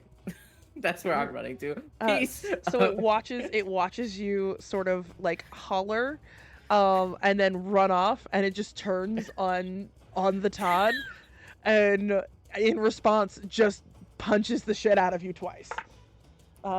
That's a natural 20. For a 30 to hit. Pass.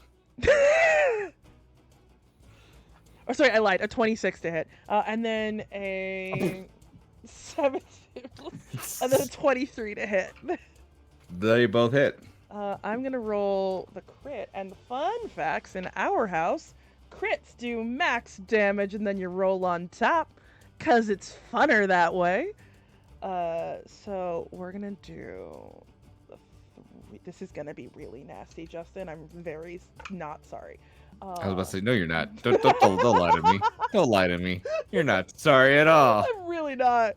What if I'm sorry, Justin? Okay, I'll believe you. I believe that. Yeah, to be fair, this would have been the smoke that went up Lucky's ass. So like, it's probably better this way.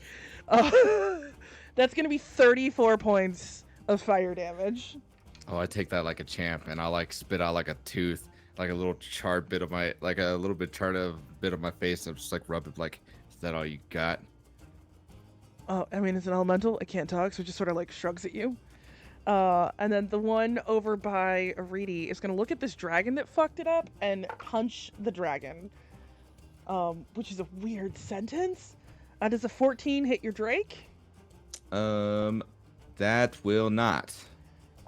Does a 15 hit your Drake? Nope. Cool. And then the last one is gonna take 2 swings at Kavan again. I think that one hits, and that one definitely hits. What is your AC? Oh, your AC is really dumb and very low. Fucking wizards, man. Yeah. Oh, and that's nasty as fuck. I'm sorry, Kavan. That's 27 points of fire damage to Kavan. Who's not looking super great. And then it is Toddimus's turn. I'm gonna punch this Afridi a bunch more. That's what I got. That's what I got. That is 20. Sorry, I'm plus 10. Yeah, 29. Jesus. 23. Yeah. 18 and 17. That all hits. That all hits. Okay. Do your fucking shit. 13. 13 and 14, 27, and another 14, 27 and 14. I'm not 33? No, 43? 27 and 13 is 27 and 40. 13. I'm having it. Right. Okay. And then 6. And then 6. So 46. 46 damage. Yeah. Nice. It's not. It's real bad. It's real bad. Ireti, it is your turn. So, I have a question. Sure. I've never used Misty Step before. Yeah. Does that give people an opportunity attack against me? I don't believe it does. That just lets you get the fuck out of I'm safe? dodge. Yeah, you're safe. Cool. So I'm gonna cast that. I'm gonna be like, bloop, nope, don't want anything to do with this. And I'm gonna go right over here. And then as my action, I am going to lay hands on our friend Todd here. Aww. Let's see. I have healing hands. So I have touched you. Already gives you like a high five, like offers up a high five. And I'm gonna heal you, and I'm gonna heal you 15 points. Thank you. She hits I was it fine. I was surprisingly totally hard, fine. like totally fine. I was totally fine. lots of vigor. Yes, you looked totally fine, and I'm not trying to say you didn't. I just wanted to tell you that you're doing a great job, and that the other Todd seems quite ruined, that you're doing so well, so you should fight on, Thank you. mister. He does look ruined. You're right. Thank you. Look at his eyes, you can see it. His dragon is doing much better than him in this fight, I'm just saying.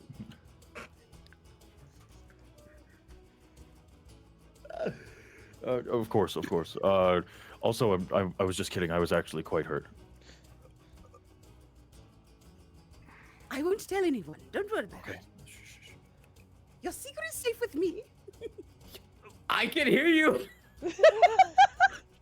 What? You're right there. Your secret is safe with us. With us, your Sure. secret is safe. Don't tell anyone, Lucky. Do I hear this? Make a perception check at disadvantage. Okay. I just have a passive perception of 20. You're so- also it's standing so high. right next to him, so like. The DC was 5. That was a 9. No, you don't hear Also, shit. Ireti does not know how to whisper. That feels correct. That feels very correct. Ireti, do you have anything else you'd like to do? I think that's it. Ireti like immediately hides behind Todd. Just like This Afridi looks real pissed the fuck off because you beat the shit out of it, and it's sort of like panting and not really doing super well. And it doesn't know what else to do, so it's gonna swing with its fucking scimitar twice at you again. That's a natural 20. Oh, it No, gave it's me not. It is. It's on the Oh. gay dice. It did rainbow gay. And the I other need you to read it one's- again. No, absolutely not. The other one's a 19 for a 29 to hit. So I'm assuming a 29 and a natural 20 hit you. I miscounted. My AC is like 41. It's actually far higher. Again, not a math gate. It's Yeah. the AC is 50. Sorry. I'm one of the math gays. It's very high. Forget me not being able to add 12 earlier. Let's do the crit first. +6 +3 +6. That's going to be 33 points of slashing damage. I'm going to use a superiority die to reduce that. Oh, I haven't gotten to the fire yet, too. Well, mine's a flat amount that it reduces it by. Okay, cool. That's sucky. I reduced it by 3. It'll be an additional 19 points of fire.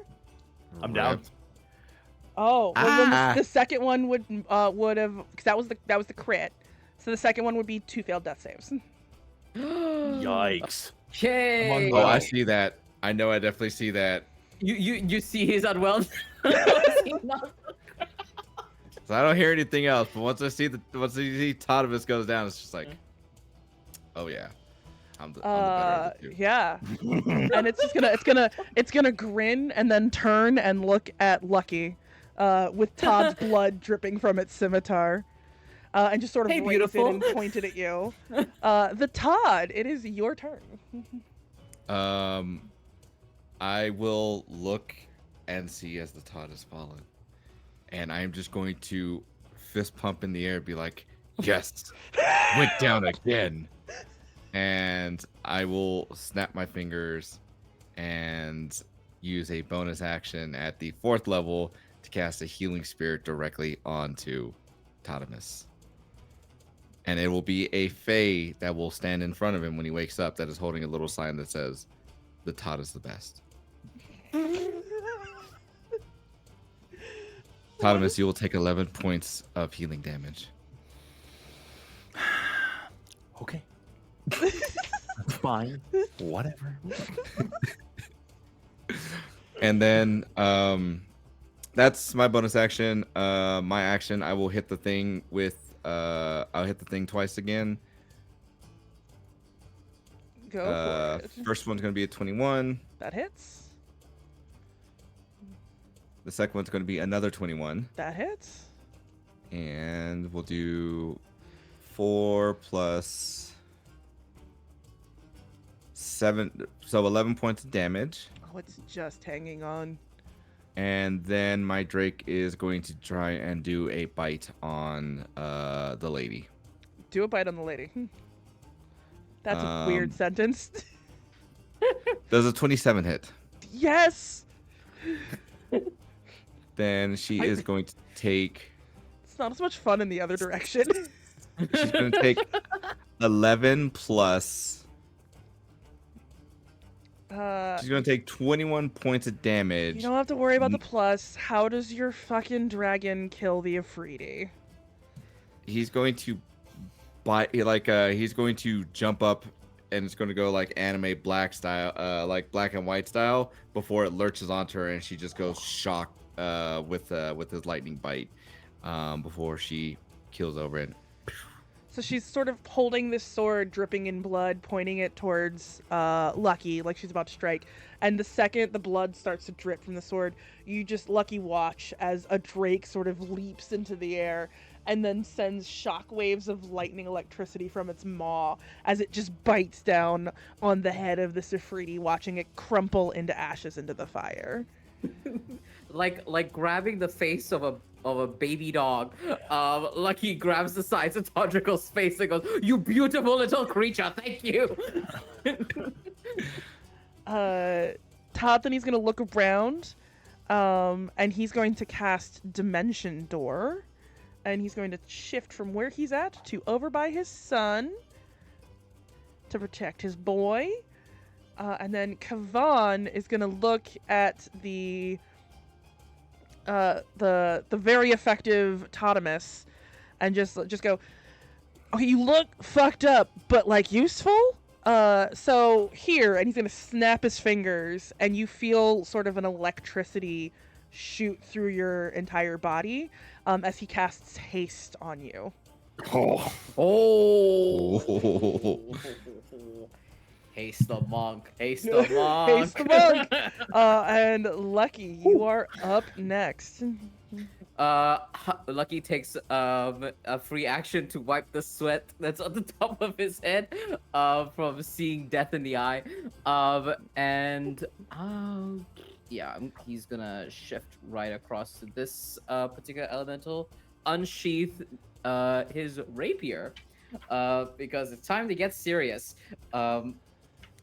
And I'm going to first attack with my dagger. Thunk. Oh, that's probably not gonna hit. That's a 12. What's its AC? It's a 13, does not hit. Dang, it does not hit. You Well, just barely missed. Just barely missed. That is A-okay. What can I do? Yeah, I've got one more bardic inspiration. At this juncture, Lucky is going to look over to Toddimus and go, "Hey, back in the fight. Let's go." Bardic inspiration, you got a D6.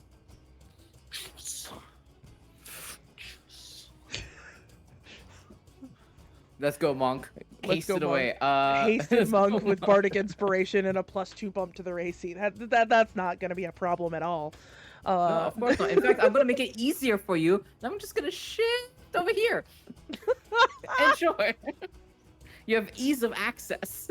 The fire elemental over by the Todd, who is on death's fucking door, is going to swing at the Todd. Probably one more time. Does a 21 hit you? 21 will hit. And I'm assuming a 12 does not. 12 will not. No. It's going to be 13 points of fire damage to you. Okay. No, actually no. I'll take 13. I'll take 13. And then the one next to your Drake is going to swing at your Drake. Natural 1. And then a 24 to hit. 24 will hit. I rolled dog ass on those fucking d6s again. Good. Not good. Not good. You leave my No Drake good. alone. It's 6 points fire damage on your Drake. Just gonna like lift up his paw just a little bit. Just like, Oh, that made me feel I'm googling bad. it right now. I'm googling it right now. Does the dog die in this movie? I'm googling. If so, I'm turning it off. And Not then this. no, Not this the- holiday movie. the one Yeah. that's the one that you shifted around, watched you shift and is gonna swing at you anyway, Lucky. Fuck. Does a 23 hit you? Yeah. Does a That's 7 above what I- does a 17 hit you? No, it does not. There you go, you're only gonna take one. Oh, I'm so sorry, BB. This will be 14 points of fire damage. Uncanny dodge.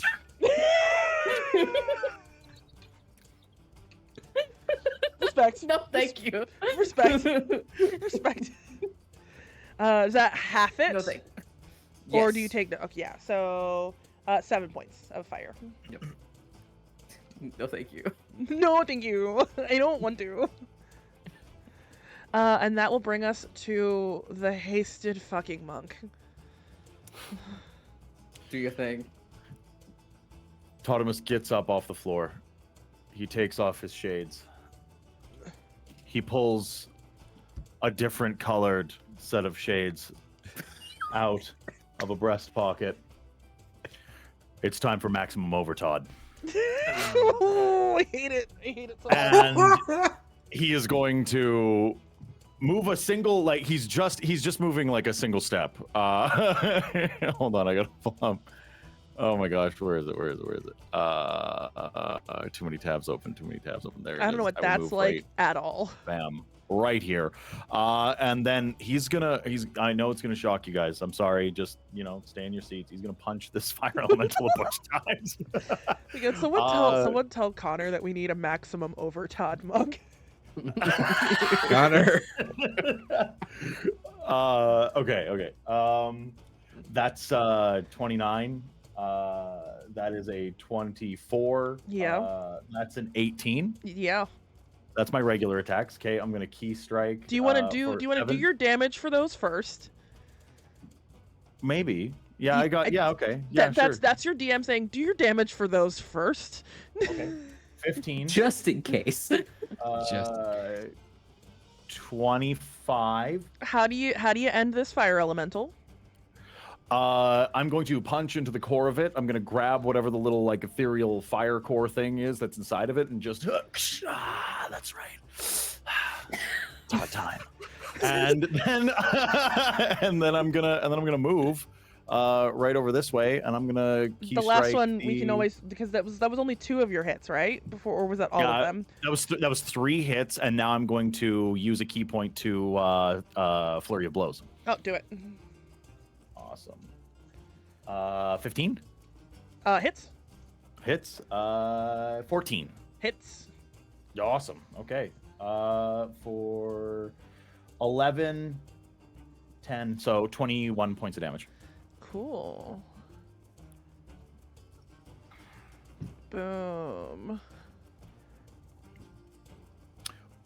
I'm going to use a superiority die on one of those.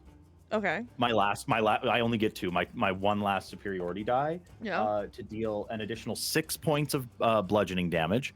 And then I am going to use the maneuvering strike maneuver. Ireti, or sorry, no, not Ireti. Todrigal, you can move up to your movement without, half of your movement without drawing attacks of opportunity. Do you mean Lucky or the Drake? The Drake. I'm a rogue. I'm a rogue. That's okay. Yeah, so Justin, you can move your dragon, I believe, if I'm understanding that correctly. Mm-hmm. It's coming in for attacks. Nice. Is that everything you can do, Toddimus? Did you do your That's hasted? everything I got. Did you do your hasted action too? Yes. It's only 1 extra attack. Oh, cool. Just making sure. That brings us to Ireti. You've got the one elemental over by the Todd, who looks on Death's Door. And then you've got the one over in the pile of people that doesn't look great. Which Todd has Todded the most Ireti so far? looks... Yeah, I think Ireti looks over at the Todd and feels really guilty for having used critical language to cheer up Toddimus at the Todd's expense and fires off their Eldritch Blast in that direction. All 3 bolts.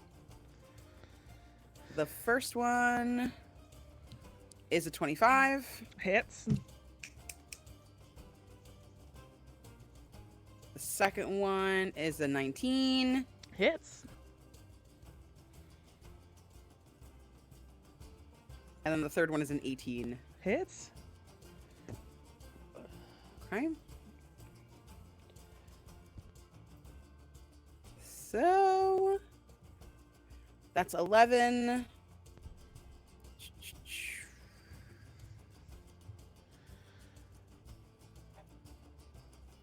Ooh. 10 points of damage, so 21. How does Ireti end this fire elemental? Let's go. And I will allow you to redirect your third beam towards I the think- other one, if you'd like. Because that also hits. Awesome. Yeah.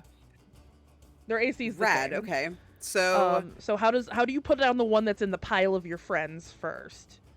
And then we'll roll damage and see if you actually get the other one too, because the other one's very close. okay. So the one that I was trying to hit was the one that was by the Todd. Oh yeah, no, then he's way dead. Is that the one that I that can one? kill? Yeah, that one would be dead cool. already. He would Okay. have been dead on the first one. Awesome. So if you moved hell the yeah. damage over to Okay. the other one, let me undo that really quickly. Awesome. Okay. So the other one that's going to be, I think there was 10 for my second and then 5. Yeah. So Yeah, no, that would 15 for take the him- other one. That would take them both down. The first one. Okay. Yeah. Of the first one, I think already kind of points and says, "The Todd, please duck. I don't want to hit you."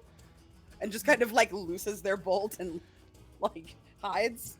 And then sees it go out and like jumps up and then realizes that this other one is definitely gonna roast their friends, and then fires their other one that way. Look out! You guys watch as these Eldritch Blasts sort of erupt from Ireti, and then these last remaining elementals sort of dissolve into cinders as the tavern, which has been loud and bustling, comes into a moment of stillness. There's little ember bits of fire. Steve and Todd run over and start to like put the fire out. Todd then he's casting mending on the wood to sort of like heal things back up again. Kavan is sort of in a puddle near the fire, a little upset, clearly up, like feeling incredibly guilty about this accident that has befallen the tavern. And then you watch as Toddany storms over to his brother and like shoves him and just goes, what the fuck were you thinking? I've got busy patronage. I've got my son is here. What on earth were you thinking? What were you doing, Kavan? And Kavan just like sort of like, he's still very intoxicated, and it's about this time that the lethargy would set in on Toddimus as the haste falls. This is, well, I just wanted to spend time with you this Hearthwinter, and just I didn't mean to. I was supposed to help tend the fire. I didn't realize it was gonna like make a hole. And he just like puts Todd. Then he puts a hand on his mouth. Just goes, stop, fucking talking. And he turns to like look at all of you guys, and it's like, thank you so much for helping with all of that. I'm so sorry. The least I can do is make sure that y'all's rooms are covered for the night. Food's on the house, rooms on the house. Thank you for your assistance. Have a good evening. I need to go talk to my brother. And just he sort of grabs Kavan and sort of pulls him out of sight into the back to very clearly have a private conversation, leaving you guys a moment to talk. Lucky has Before reached they over disappear, can Ireti to just grab the his hand? Oh, yeah. abandoned cheese platter behind him. She Oh, grabs no, I don't think onto I his think I'm familiar hand, with Candace. and kind of looks up at him, and like is going to put on the most charm-filled face they can possibly muster up, like big Puss in Boots eyes. They like make they try to like make their freckles extra twinkly as they kind of look up at him.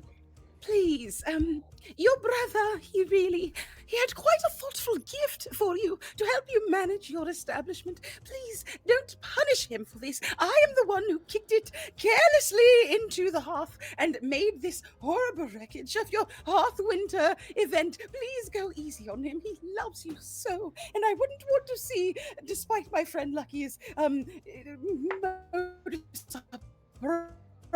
the evening, I would not want to see a family get into such terrible dire straits over something I did. And like allows tears to kind of well up as they're trying to persuade him to be sweet to his brother. Give me a and perception not check. have a familial rift. Give me a perception check at advantage. Or not persuasion. Words are hard. Persuasion at advantage, please, my darling. Okay. Go. That is a 15. It's gonna look at you, and you see sort of a little bit of the anger subside ever so slightly. Just goes, Hearthwinter's only once a year, ain't it? That's all. It is the season for forgiveness and the like. And it's not like the inn burned down or anything. Like, no harm, no foul. Yes. We'll just have a talk. Thank you. Thank you. She waves her hand, and a tray of cookies comes out, and she hands it to him. She's It gonna will ease the conversation. He's gonna take the cookies and just sort of give you another nod and head off with Kavan to have a talk. Val, are you back and do you have audio again? I can hear everyone except Candace at this moment. That's which is very sad. wild. Yeah, so I'm using the stream Oh no. to hear Candace and what they're saying. So but yeah. No. I don't know how to fix that. I know, I think it's just a weird video ninja. A video ninja thing. Probably a glitch? video ninja thing. I bet Candace has to leave and then rejoin. No. If you pop out and pop back in, you'll drop back into your frame because that's how I should did fix it. Yeah, it should fix Should it. fix it. But does anyone else have anything they want to say? I Before will go we- straight over to Toddimus and be like, what were you doing there on the floor there, buddy? Tripped. Was trip? Is that what we're calling it? Make You a look like a. I'm gonna need either deception or persuasion on that one, bud. You don't have to Alright, tell me which one alright. it is. And 20. Todd, give me an insight. 10. Tripped. Fell over and tripped. That's what happened. Yeah. Yep. Didn't Yep. my little imp buddy? I'm just gonna point to him right over to him, and as he like dissipates, you're like, yeah, he didn't come in the nick of time, did he? Not even a little bit. His sign's also dumb. Sure it did, buddy. Yep. Yep. Yep. You did okay. He did decent. Yeah, you did all right. The Todd does amazing, sir. I have you know that. Well, then I better start calling myself the Todd. When you can reach up to the Todd's expertise, then you can. I'll think about it though. There's two of you. You have a second one. There's like a little. Your little guy is awesome, and Yeah, but you're I know. You're just okay. Okay at being awesome, kind sir. Yeah. Yeah, That's what the whatever. Todd There's is. literally two of you. There's literally two of you. And I'm just one guy, and I still keep up, and I actually do better. Not against Toddrigal, sir. Not against Toddrigal. I'd never raise a hand to Toddrigal. I know. But if you want Because to you're run not this at that shit level. right now, You're not on that level. I'm not. I wouldn't say that. I would never say that about your sweet baby. Mm-hmm. But you, know what? We'll arm wrestle this right now. We will yeah, you arm want this wrestle right now? You want We'll this do it right now? You We'll want do this one right now? We'll do this right now. Okay. We'll do this right now. Okay. All right. Uh, Hold on. 1 second. Hold on. Contested For the athletics or memento. strength, please. You ready? You ready? The Todd is always ready. I'm ready. Lucky asks for I bets put on from a around the different bar. set of sunglasses. How many sets of sunglasses do you have? Are you ready? I'm ready. The Todd is always ready. All The right. Todd was born ready, out the womb ready. All right, don't I'm talk about ready. it, be about it. That's a 20. Can't roll for. I'm rolling for shit today. It's an 8. Yes! Just struggle. I look you in the eyes. I'm like, you have never been hard enough. And then fucking just gah, into the friggin' table. I will go down. I was like, I've been harder than you can even imagine. As I like flex right there, and then I'm You'll just gonna, never like, be stomp as away. hard as me. That's right. I'll be harder. About this. I was born hard, It's about this and I'll moment. die hard. Jesus, it's about this moment on those words that young Steve Cassidy approaches, holding a couple of sets of keys. Just goes, my dad says I'm supposed to give you these. Thanks for helping with the. Y'all look like you're in the middle of something. I'm gonna just. And he sets the keys down on the table and just sort of backs away. And we will pull back from that moment as we go to break. We'll be back in about 10 minutes to see what happens on night 2 of A Hearthwinter's Tale. Go stretch, drink some water. We'll see you in a few.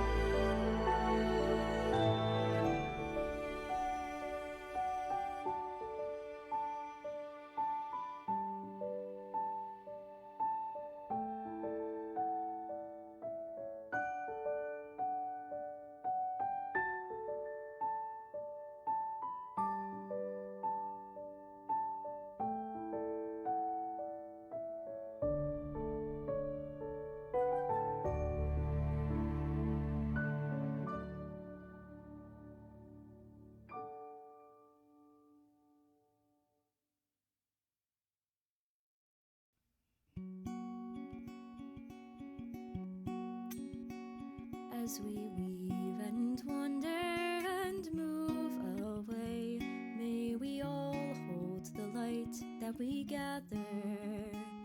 And no matter how far our hearts will go astray, in our souls, you and I will remember.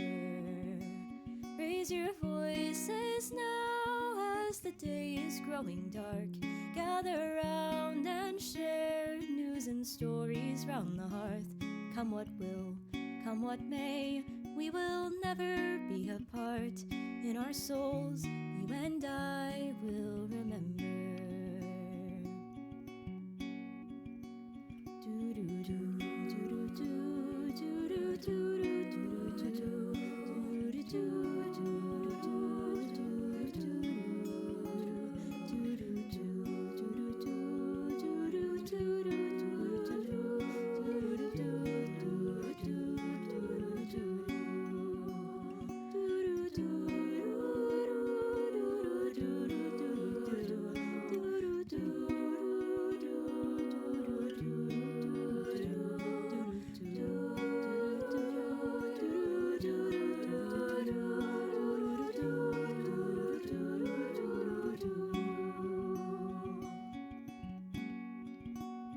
As the fire will burn and the stars hang in the sky, may we join hands and hearts now in winter. For the year has been long, and though soon we must depart, in our souls you and I will remember. Raise your voices now as the day is growing dark. Gather round and share news and stories round the hearth. Come what will, come what may, we will never be apart. In our souls, you and I will remember. Raise your voices now as the day is growing dark. Gather round and share news and stories round the hearth. Come what will, come what may, we will never be apart. In our souls, you and I will remember. In our souls, you and I will remember.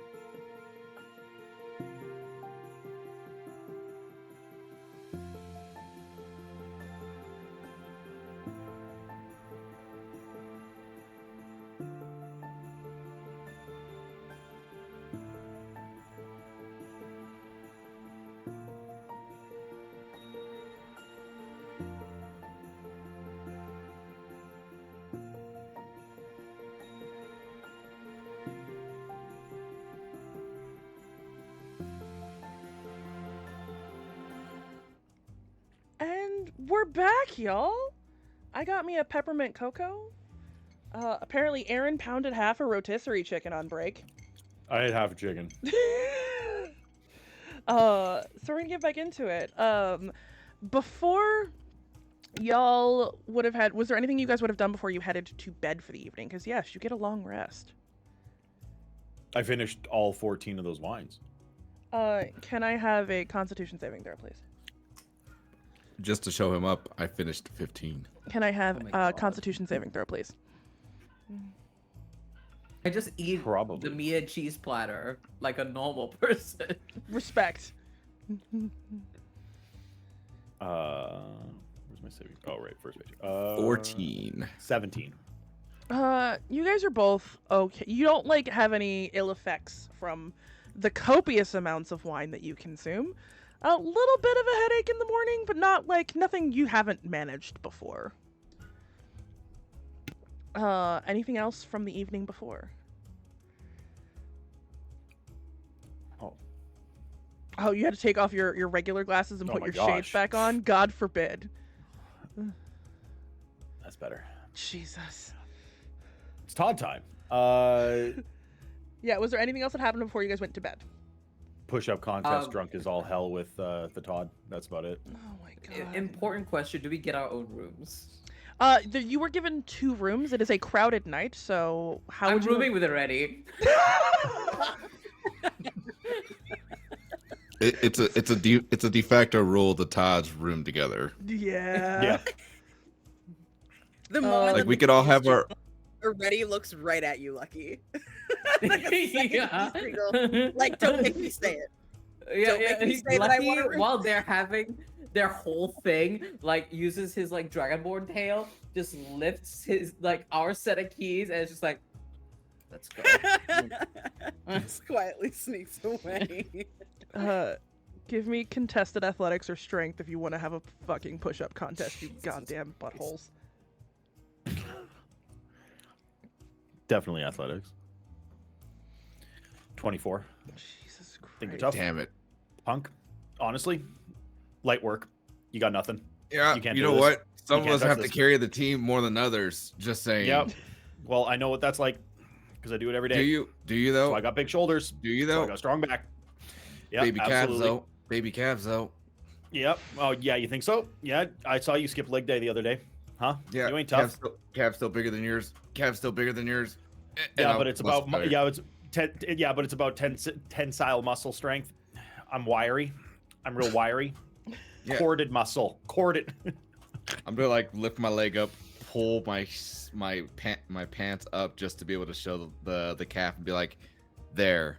That's what perfection looks like. And then I'm gonna poop down. Yeah. The evening eventually comes to a close. Steve is taken over tending the hearth for the evening. As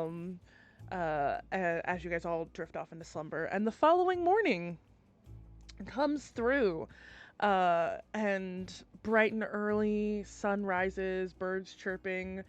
Whenever you come downstairs, you'll notice there's a little bit of like scorch marks from where the Ifriti and the fire elementals were last night, but like the most of the damage has been sort of mended or repaired.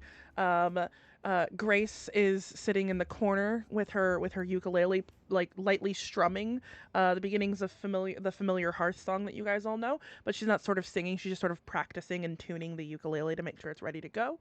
Toddany is cleaning off the bar and gives you guys all a nod of acknowledgement. Kavan is sitting at a table by himself, his hands are sort of on his head, very clearly hungover. And the morning is your guys's, to do with what you will. I see your familial intervention has yielded positive results, as Lucky like whispers over to Ireti and like points over to the hungover Kavan in the corner. Well, I always say a small hangover is well worth the price of admission. At least he doesn't have bruises or a blackened eye, right?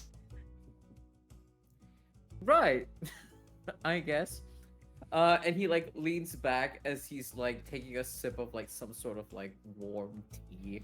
And you notice that this, you know, guy who travels with these two rough and tumble chuckle fucks, like holds this cup of tea so like daintily and politely. He's got like the pinky up and the little saucer beneath it. And he takes a sip and puts it back. He has remarkable table manners for this kind of like roguish ruffian that you've been traveling with.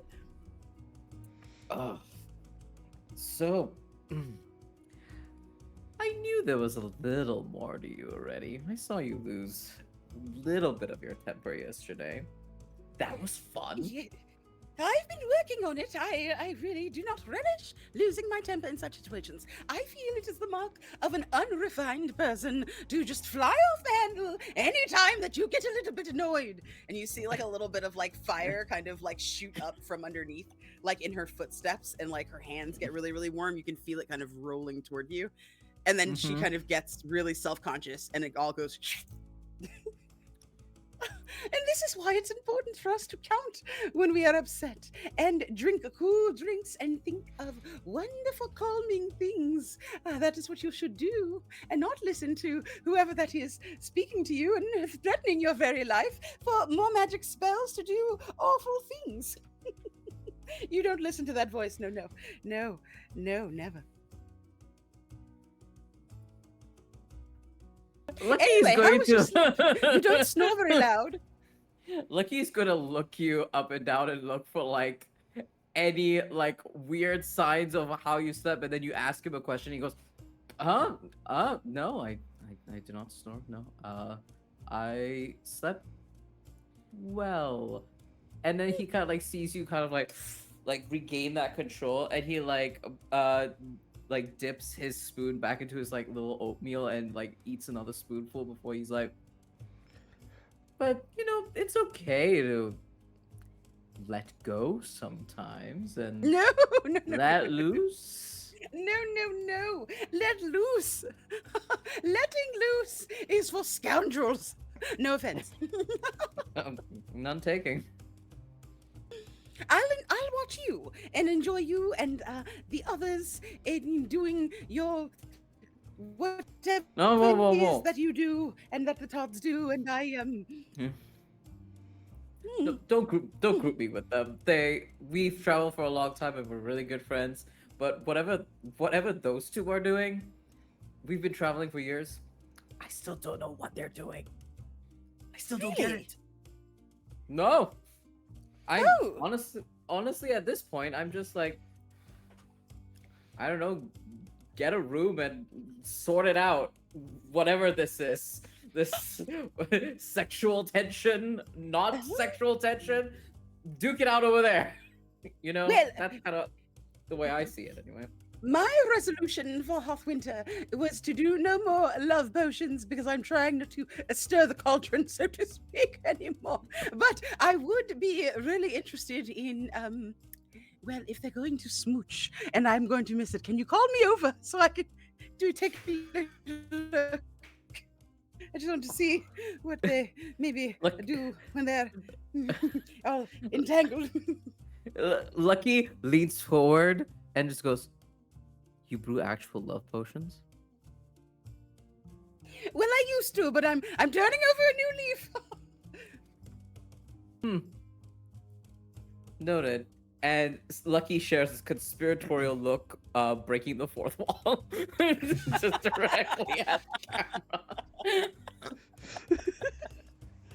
Is that Lucky or is that Val? That's me. I'm looking at you, the audience, and I'm sharing a conspiratorial look at you. And then he pauses and he goes, "Where are the Todds?" You're right, it is rather quiet. Todd, I bet I can eat more hash browns than you. Oh, there they are. Todd, I've been eating hash browns since before, before you even knew what hash browns were. Remember, it was the Todd that introduced you, Toddimus, to hash browns. Actually, I think you're misremembering. I introduced you to hash browns the day I invented hash browns. Yeah, No, that is a complete fabrication in the history, kind sir.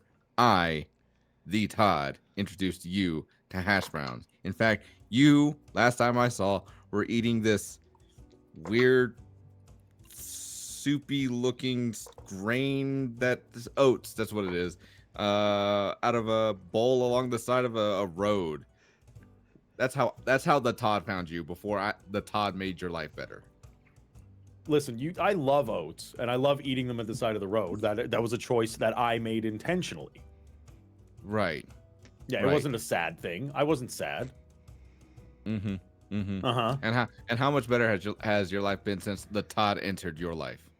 I think that I have enriched your life a lot since I met you that day on the road and, showed you the glory of road oats. Well, you Oats are on the road. you are welcome to be in the presence of the Todd. So, you're welcome.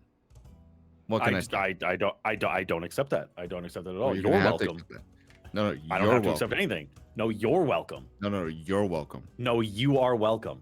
No, you, kind sir, are absolutely welcome. If I were the one that was welcome, that'd be crazy because you're welcome. No. Pull out For glasses. me. Sir. The Todd says you're welcome. Toddimus Toddquarius, the greatest Todd here, gives you his welcome. You are welcome. Are you guys having this conversation downstairs? Downstairs, yes. Yes, 100%. It's from a distance. You guys sort of hear Steve just go. Personally, I think Toddriggle's the best Todd. Sorry, and then he goes back to like wiping a table. Hey, Steve. Real quick. Hey. Fuck. Shit.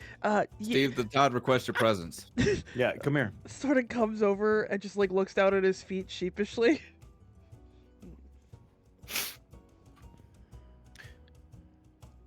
We didn't ask you who the best Todd was. I mean, you were stating it pretty loudly. So I thought that it was. This was a private conversation. This is a Todd on Todd conversation. It was very loud TBT. for a private conversation. I can go get my dad's a Todd. Doesn't that make me like? But your dad, That makes me like your Todd dad- adjacent. I'm descended dad's from not around. Toddness. But you're not a Todd. But you're not a Todd. You are not a Todd. If your dad decided to join in on the Todd conversation, that is acceptable. If he wants to buy in on who the best Todd is, he can come in and he can throw his hat in the ring. But I mean, look at us. You know what? Fine, Toddimus, and he reaches into his pocket and pulls out the 15 gold pieces you gave him, and slaps them on the table and turns and walks away. Good, I deserve these, punk. Ungrateful little. Can you believe the gall of that kid? See, it's they don't nobody understands the greatness of the Todd. They don't understand. They don't They understand. absolutely don't get it. Nope. They think we're cursed. It's poppycock for what I hear. I would say the same thing. That we're given the name Todd to make up for the sins of the original Todd. Which is complete Hogwash. fabrication. Horse feathers. 100%. Yes. Shenanigans. Shenanigans. Anyone who'd like to can make a perception check. Please. Oh wait, I can click. I will do that instead. Mood. 17. 28. 30, 20. Jesus. Justin, what you got? 17. And then Toddimus, what you got? What am I trying to do? Perception check if you'd like to. Oh, gotcha. Yeah. Okay, the streak continues. That's a 3. Jesus Christ, we're not even in that character. I know. So everyone except for Toddimus notices, just sort of at his table, rubbing his temple, you do see that Kavan is holding a separate, what looks like to be ember stone, that he's just sort of holding in his hands and sort of twisting it over.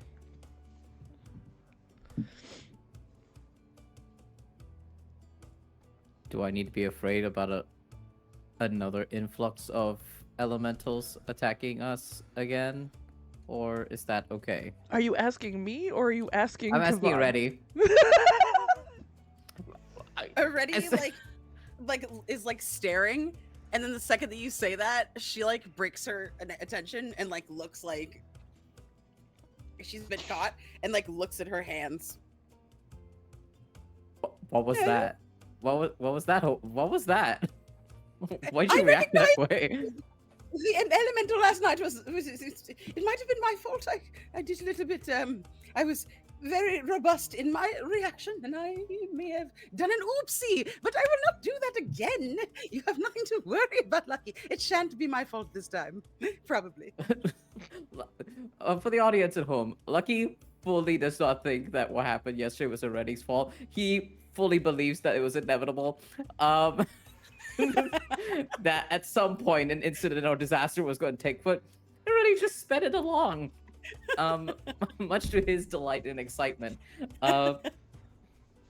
And he just smiles, really mischievously looking at you, and just is like, "Oh no, of course not. I do not." Things happen. Like I said yesterday, Hearthwinter is the time for things to go wrong because everyone's putting their hopes on this day. They're putting it like their whole spirit is trying to ensure that Hearthwinter goes well, and that kind of energy always brings, I don't know, just disasters with it. This is why you shouldn't set your expectations too high for anything. But And it- Hearthwinter is the most specialist holiday that exists. But if you don't put your love and your hope and your trust in Hearthwinter, what good is there for the rest of the year? I mean, what has it all been about? I don't know. It's just days in a year and years in a decade and a decade to a millennium. I don't know. It's like Lucky has never had his Grinchness been challenged this strongly before, and he's just sitting here like, I am talking to the literal personification of sunshine, and I am ill-equipped. I'm ill-equipped for this. It's about now that Toddquarius enters, and he's holding like rolling a large disc that like looks like a platform, and he just sort of sets it up in the center of the room, preparing for Grace's performance later. And you see Kavan hurriedly shove the stone into his pocket, and then head over to talk to his brother, and they're having like a rather intense conversation.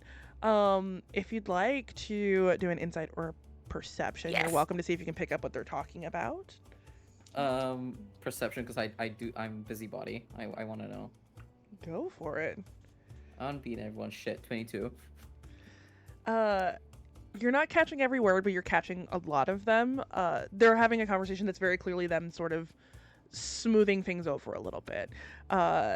The Kavan's apologizing. Toddquarius is just like saying that like he should have made more time yesterday to spend time with him, and he's sorry for like working too much. And then you watch as Kavan sort of pulls out the Ember Stone and passes it to his brother, and just says, so that you always have a hearth to remember me by. And Toddquarius sort of holds the stone in his hands and gives his brother a big hug, and tucks the stone in his pocket, and heads back behind the bar. Lucky looks so grumpy. He like, I think we were like, they're hidden behind like a wall having this conversation. Lucky fully takes a glass and like pushes it against the wood to try and like listen in, and then anyone who's looking at Lucky's face watches the face turn and he's like, oh yeah, tense conversation. Yes, this is the breaking of families. The same thing I've witnessed my whole entire life and childhood, of the breaking of families over Hearthwinter. And then his delight falls as they come to like a reasonable adult conclusion and communicate their feelings to one another in a healthy manner. And then he's just like, it seems they smooth things over. Oh, delightful, so wonderful. I actually have something for this. One moment. And she like rummages around in her bag, and like it takes a good solid minute, but then she fishes out a little like gift wrapped box and hands it to you. in celebration of a happy ending, well deserved. Yes, For me? yes. Oh, okay. And Lucky in his mind is like, I've been praying for everyone's downfall, and I get a gift for it. Cool. And he unwraps the gift. What's inside? It's a little carved dragon that did looks you make like this? just a regular dragon version of you rather than a dragonborn, but it's like clearly supposed to be you, but it's real chunky and cute, and it's got like really big eyes and a little tiny mouth, and it has You like, made, a little a vinyl little- figure of Lucky. it's like Oh a my God. tiny figurine of you. I got the idea. I stayed up all night trying to carve it and make it perfect. I thought you should have a little special someone, since Ireti. the other two have each other. Give me a performance check on your chunky dragon that you carved overnight. Oh, it's gonna be so bad, you guys. A 12. Okay. It's giving used Funko. Like, it's cute, but like it's a little wonky in like a way that like kind of is endearing. Mm-hmm. Mm-hmm. Look on the bottom. Look on the bottom before you judge. Look on the bottom. What does it say in the bottom? There's a little inscription that says, "Sorry!" Exclamation point. Made with love. Ireti. He does chuckle seeing that. Puts it down. I'm going to attempt a deception check. Oh no. 19. Hey, ready. What's your passive insight? No. You Just see no.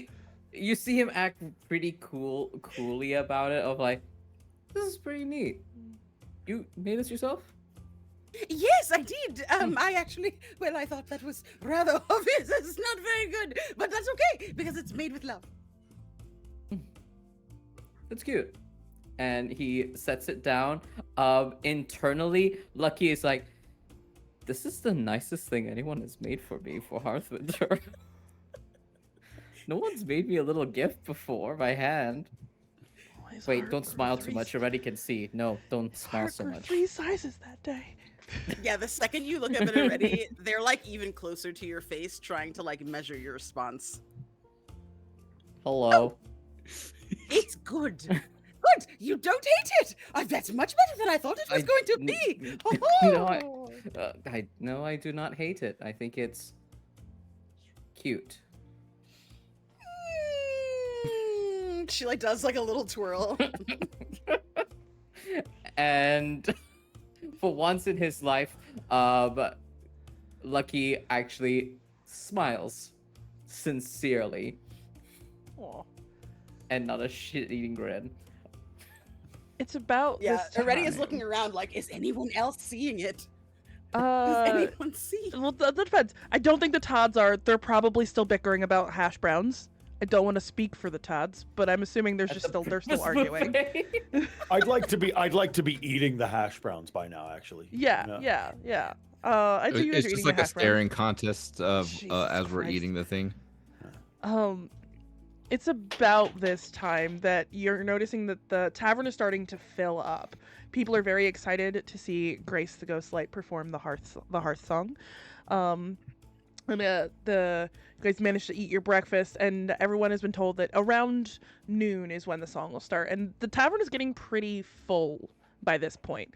There's enough room for people to like dance and sort of sway to the music that's sort of going, before Grace herself sort of takes the stage on this little elevated platform and pulls out her ukulele. And she just sort of looks out at the crowd and does a little twirl in her little coverall dress, and speaks very quietly in a way that like sort of captivates a room as the music sort of dulls to a softness, and just goes, I hope everyone had a very happy Hearthwinter, and I would like to wish you all many Hearthwinters to come. And she takes a deep breath. And as she takes her deep breath, you hear the ukulele start to play the Hearth song.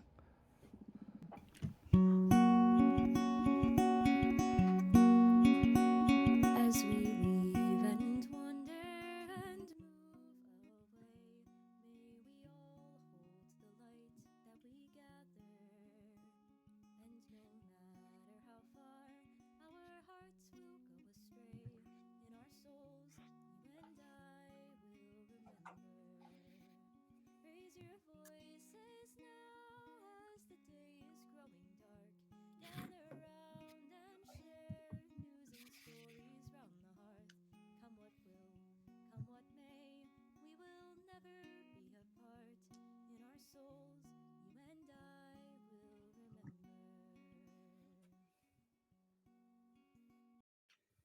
And the music continues, and people start gathering hands and singing along with her as the choruses elevate until the entire tavern is singing the Hearth song together in a moment of just pure, uh, pure holiday spirit and bliss.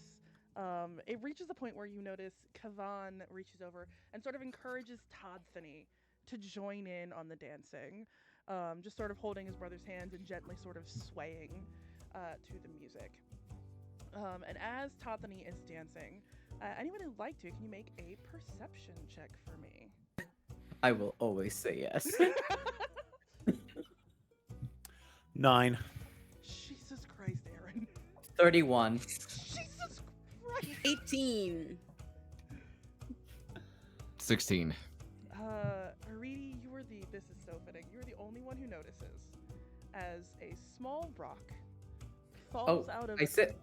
Oh, sorry, Sorry, not Ireti. 31. Sorry, Lucky, not Ireti. Oh, Said that oh, wrong. I was like, Lucky, I was like, you were the only one who notices as a small rock falls out of Toddthany's pocket as he's dancing with his brother, and you watch it slowly getting kicked from side to side as it skitters across the floor until it slides through the opening door, and you hear a loud sound from outside. Oh, here we go again. He says that out loud to everyone as the loud sound erupts. The noise keeps getting louder and louder until all of a sudden you start hearing screaming from coming outside. And the sound of wood impacting and glasses breaking and things are falling outside. Do any of you go to investigate? Todd, do you hear? Toddimus, do you hear this? You know what time it is. I'm gonna shove your plate on your lap as I'm gonna jump up and like try and get out there first before you. Oh my god. Are we sure we want to run towards the screaming and there you go. Okay. Who's the first one to the door? The dog probably. I'm fast as fuck. Oh, Best as fuck, bro. forgive me. That's just fuck Fast as boy. fuck. I go, I run. I'm gonna run. I sprint. Full on race between the Todds. God. What are your guys' movement speeds? 40. Damn it, 30. Any contested initiative rolls to see who gets to the door first. 14. 18. The Todd just barely gets in front of you, Toddimus. And the Todd, you were the first one to see as you look out into the streets just outside of the Bellfire Inn is a large adult red dragon breathing fire. Can everyone roll initiative for me, please? I guess we I was like, will. talk to him. 14. Oh, the dragon got a natural 20 for its. No! No. Yeah. Okay, I'm 8. just double checking something. 8 for a reading. Lucky, what you got? I forgot that I can just click. Haha, not great. 9, but I do have advantage because of my magical weapon rapier of warning. So let's see. 25. That's better. 25. And the Todd, what about you? 15. 15. Sort. It's gonna be Lucky up first, but let me pull up a little battle map for you guys. Terrifying. Where's my little character button? I can just go. Trice burnt indeed. boink.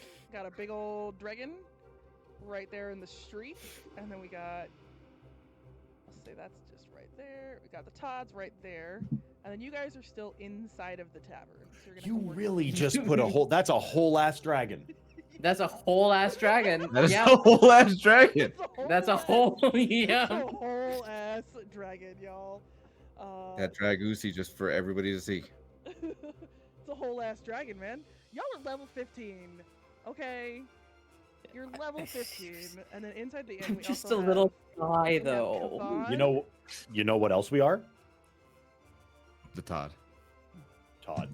So Todd. we've also got. Todd. Oh, I did double Kavans. We don't need double Kavans. We have Toddany, and we've got Steve. We've got Grace.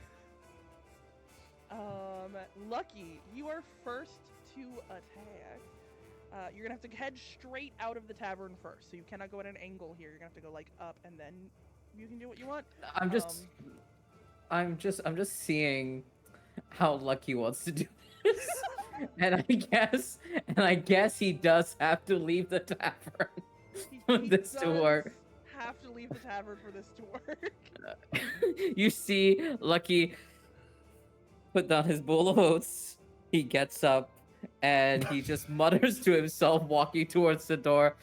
It's a gift and a curse to be able to see disasters before it happens. And he's going to walk towards the door. I'm still checking the distance here. Lucky the that's 20 feet. clairvoyant. He's just what I would like to call Lucky is burdened by knowledge. Is what he is. Yeah, so he's gonna move 25 feet. Whoop. Right up here. See the dragon. Oh, that's unfortunate. And he's going to make an attack with a bow and arrow. Because I would like to stay alive, maybe. Valid. That is a dirty 20 to hit. That will hit. Okay, I will only do the 1d6 plus 4 damage. That's 5 damage with my short bow. It's just a little nick. And then what I'm going to do with my bonus action is I'm going to use my cunning action to leave. I'm going to dash over here. I'm gonna use my cutting action to leave. There we go. I've now used my cutting action to leave. That is it. Enjoy, Todds. Next is the dragon's turn. Oh, fuck. The dragon's gonna sort of come forward and Please see don't. the Todds in the opening of the tavern. Let's pull out our little cone measurement tool. 60 feet. Oh, Todd yeah. time. Oh, yeah. Oh, God. Oh, fuck me. I'm gonna need a DC 21 dexterity saving throw from You should. from Whoa. both of the Oh, why? Todrigal and Lucky, please. Great. I passed Covered. with 22. A natural 20. Let's go, I our 39. also rolled 22. So, Yes. did you roll a dex save for your little duder?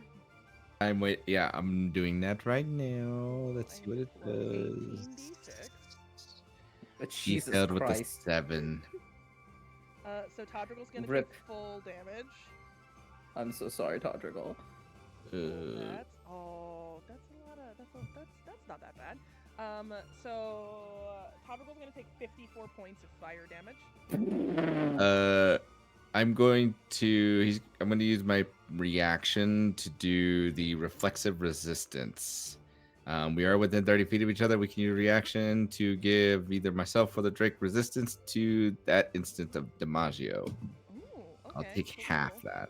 So everyone will take 27 points of fire damage then. Just the two Todds, Lucky, and Todrigal. Okay, I'm just letting you know, this is fire damage, yeah? It is fire damage. So I'm resistant, and I'm also going to uncanny dodge that, because that's fucking So I ridiculous. think you're gonna take nothing if you uncanny dodge it. Yeah. Then I won't. I'll Yeah. give my GM rights. Yeah, you'll take because you have resistance. It'd be 13 Divided by points of damage. 13. There we Yeah. go. So you go all the way down to Bonk. 13. The Todds each take Five. 27, and Toddrigal also takes 27. And I think that's all the dragon can do, which is valid. Next is gonna be the Todd. I'm gonna shout out, the fuck, dude.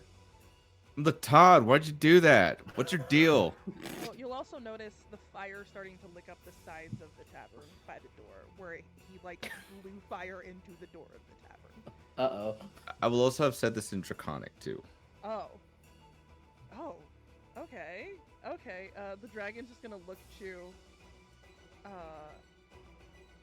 a little confused and cock its head that you're speaking at it, and not respond.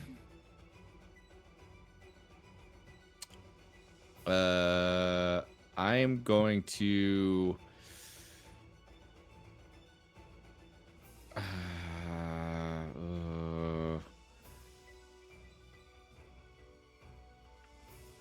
I'm gonna hold my action. I'm gonna hold your action. I will hold my action, just kind of like waiting expectantly for him to like answer me or to say something. With this face, like. And if he does anything, then I will use my action to. I will use my action to cast Entangle. How close are you?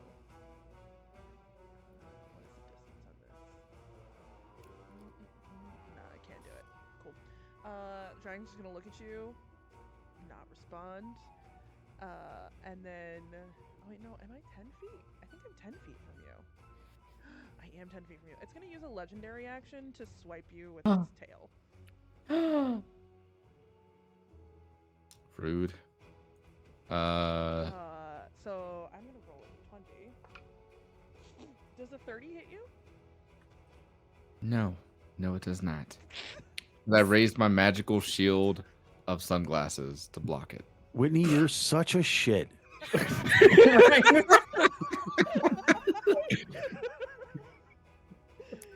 But yes, that 30 will hit me. You're gonna take. I can do math. Does a 65 hit? You take 54 damage. Take 75 damage. You're gonna take 14 points of bludgeoning damage as the dragon whips its tail around. As it's and whacks the shit out of you with its tail. as it does, I have like a vial that I'm palming and I'm tossing it at it. That is, as soon as it cracks down in front of it, it is going to need to make a DC 15 strength saving throw. Cool. That is a 17. Poopy. And just sort of Then- shrugs off the entangling roots. I assume that is what they are. Yep. Just sort of shrugs it off and just gives you a deep, loud growl that echoes the city streets. And that will bring us to Toddimus' turn. I'm gonna punch this dragon a whole bunch of times. As is, you're right. I love Dungeons and Dragons. Yes, I love Dungeons and Dragons. I'm gonna punch this dragon a whole bunch of times. That is a 21. That hits. That is a 21. Hits. I will key point. I'm gonna flurry of blows. That is an 18. Hits. No, 18 does not hit. 18 does not hit. Okay. And that is a 23. Hits. Okay. And that is going to be yeah. I am going to add a superiority die to this one. I am going to get lucky to you can move up to half of your movement speed wherever the hell you like, out of range, out of wherever, closer, farther. Oh, Yeah. right now? Yeah, right now. Oh, brilliant. Half of my movement speed. Thank you, friend. That helps a ton. Half of my movement speed is 15 feet, so Lucky will move here. So the first hit is 21 points of damage. The second hit is 13 points of damage for 34, and the last is 9, so 43 points. Heard. Perfect. The dragon is going to whip its tail around at you. I'm gonna try to grapple it. Oh! You're gonna try and grapple a dragon? Can you do that if it's that large? That's a question I legitimately have. I don't think you can because it's huge. Yeah, it's 2 size categories, right? Hold on. Because there's large, huge, and then I know. Gargantuan. Yeah, I know Gargantuan. if it's. I know 3 is for sure a no. Is it 2 sizes? Can I do it? That I don't know. You Yeah. can. You can't. They can't be any more than 1 size larger than you. Heck. Okay. So no, you fair. cannot grapple the dragon. Damn it. All right. It's gonna swing its tail at you, using another one of its legendary actions. Gonna spend a key point to do the dodge action with patient defense. Does a 29 hit you? Roll with disadvantage. Oh, okay. Does a 27 hit you? Man. Yes. Yes, it does. It's bad. Oh, that's. Actually, I have 100 AC. Yeah, like actually, it's like 150 AC. It's ridiculous. You're gonna take I 18 have points of advantage on all bludgeoning. saves. Okay. As it whacks the shit out of you with its tail. And that will bring us to Ireti. Ireti hears a ruckus and notices that everybody is gone. And decides to wander outside. She's gonna get like right to the door. Ireti, as you're See this leaving the dragon? tavern, you would notice that it is slowly starting to become consumed in flame. Yeah, she like walks kind of slow, like, good heavens, and sees the dragon. And I think has a very extreme reaction. Ireti is going to use Eldritch Blast on this dragon immediately, like just like it's like when you surprise a cat and like it kicks something and then all your shit is everywhere. It's kind of like that. Does a 19 hit? 19 hits. Okay, so I am going to roll. Why are you toasting? That's gonna No. be 26 points of damage. Jesus. And then as this dragon is taking the damage, Ireti is like really fed up with just everything falling apart for Hearthwinter. I'm gonna hurl this dragon through hell. When I hit this creature with an attack, I can instantly transport the target through the lower planes. What the fuck? What the fuck does that mean? No, Yeah. it makes sense. Yeah. Is this, At is the end this- of my next turn, the target returns to the space it previously occupied. is this a saving throw So type of it's gone. situation? Or is it just gone? I mean, it doesn't say that. It says it's special. I hit the creature with an attack, and I send it hurling through hell to a nightmare dimension, What? where someone I know may or may not live. I don't know, maybe. Anyway, Okay, so you guys watch as Ireti comes running out of the flaming tavern, blasts this dragon with like eldritch energy, and then it just sort of makes a popping noise as it vanishes from this plane for a brief moment. So you have a brief moment of respite where the dragon is just not there, but the tavern is still actively on fire. And there are still people inside. we don't have much time. They're trying to ruin Christmas, I say, and I would not allow it. Hearthwinter is important. It's important for families. It is important for single people. It is important for me, and I will not stand for this. Where'd you send the dragon? Whoa. Oh, well, it's a hell dimension, you see, and I. But More to you. know some people who might live there. Perhaps I visited time to time to talk to someone. But it doesn't matter. Anyway, the dragon will be back at the end of this ephemeris thing we call turns. So please, let's move on. We need to put out these flames. So we have I one. just have to go. I gotta go above table. No one in the history of Dungeons and Dragons has seen a huge red dragon and said "good heavens," then sent it to hell. That is the first time that's ever happened. Someone clip it. Just good heavens, I sent it to hell. Holy shit! What a first-time sentence of a fucking turd. I love Dungeons and Dragons. So we're gonna loop through initiative, so everyone will get a chance to make one action, slash bonus action slash movement before the dragon comes back at the end of Ireti's question. next turn. Sure. Is the dragon a fiend? That's a good question. It is not. It's gonna take 10d10 psychic damage when it comes back. What the fuck? Shit. Why you would kill my dragon? Because it's ruining Hearthwinter. That's fine. Is Ireti Santa, but just some dark, twisted one? Who can say, darling? Who can say? It's ruining Santa. Oh god. Okay, cool. It's giving hell Santa. It's giving hell Santa. Fuck, man. Cool. Lucky, what would you like to do on your turn? Lucky would like to use the free action to be like, to yell from wherever he is, like, I knew there was more to you!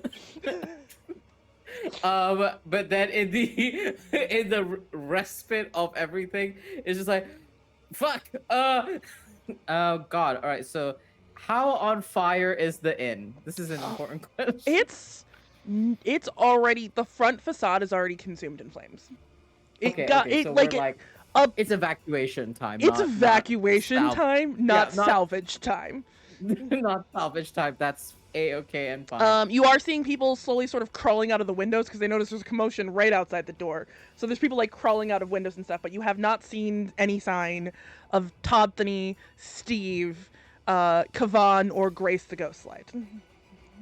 Great. I am going to time to do math. So 10 feet to move here, and then I have 20 feet left. Okay.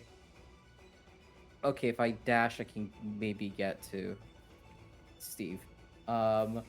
So Lucky, in a moment of uncharacteristic heroism, runs into the burning building towards Steve. Make a dexterity saving throw as you run through the flames. Sure thing. Bonk. 23. Oh, yeah, no, I'm gonna say you're gonna take half damage from the fire as you run past it. Okay. So 9 divided by 5, so 4 points of fire damage. Okay, I'll take 2 because I have resistance to fire Cool. damage too. So just Wonderful. like you just get like a little singe on your scales as you run through. Heck yeah. Lucky looks at Steve, grabs by the side of the arms of Steve, and it's just like, you are too young to only have this as your option, actually. So you need to live out your life a bit more. And is gonna start dragging him out of here. And I believe to drag people is it is half movement, yes. Yeah, so I will have to use my bonus action, cutting action, dash, which I believe I can only move like 15 feet anyway, but yes. How far? So that means you That'll can get get me like about there. yeah, it'll get you about there with Steve. All right, Steve. There you go. Hit I think Steve. I carried Steve. Yeah, you got Steve. You got the little All right. dude. I got the little dude. Lucky is here, I guess. So you're inside of a burning building holding an 18-year-old who is I'm holding an 18-year-old, and I am giving life advice to an 18-year-old of like, you're only 18. You have a whole world to see. You don't even know if you want to inherit the family fortune, you know? that will bring us to the Todd. I'm going to get up and just kind of be dazed at like what I just saw, and just say, what does the Todd need to do right now? Just tell me what to do. Heal me. I'll look directly at Toddimus and be like, what was that? Heal me. Heal you. Heal me. Heal me.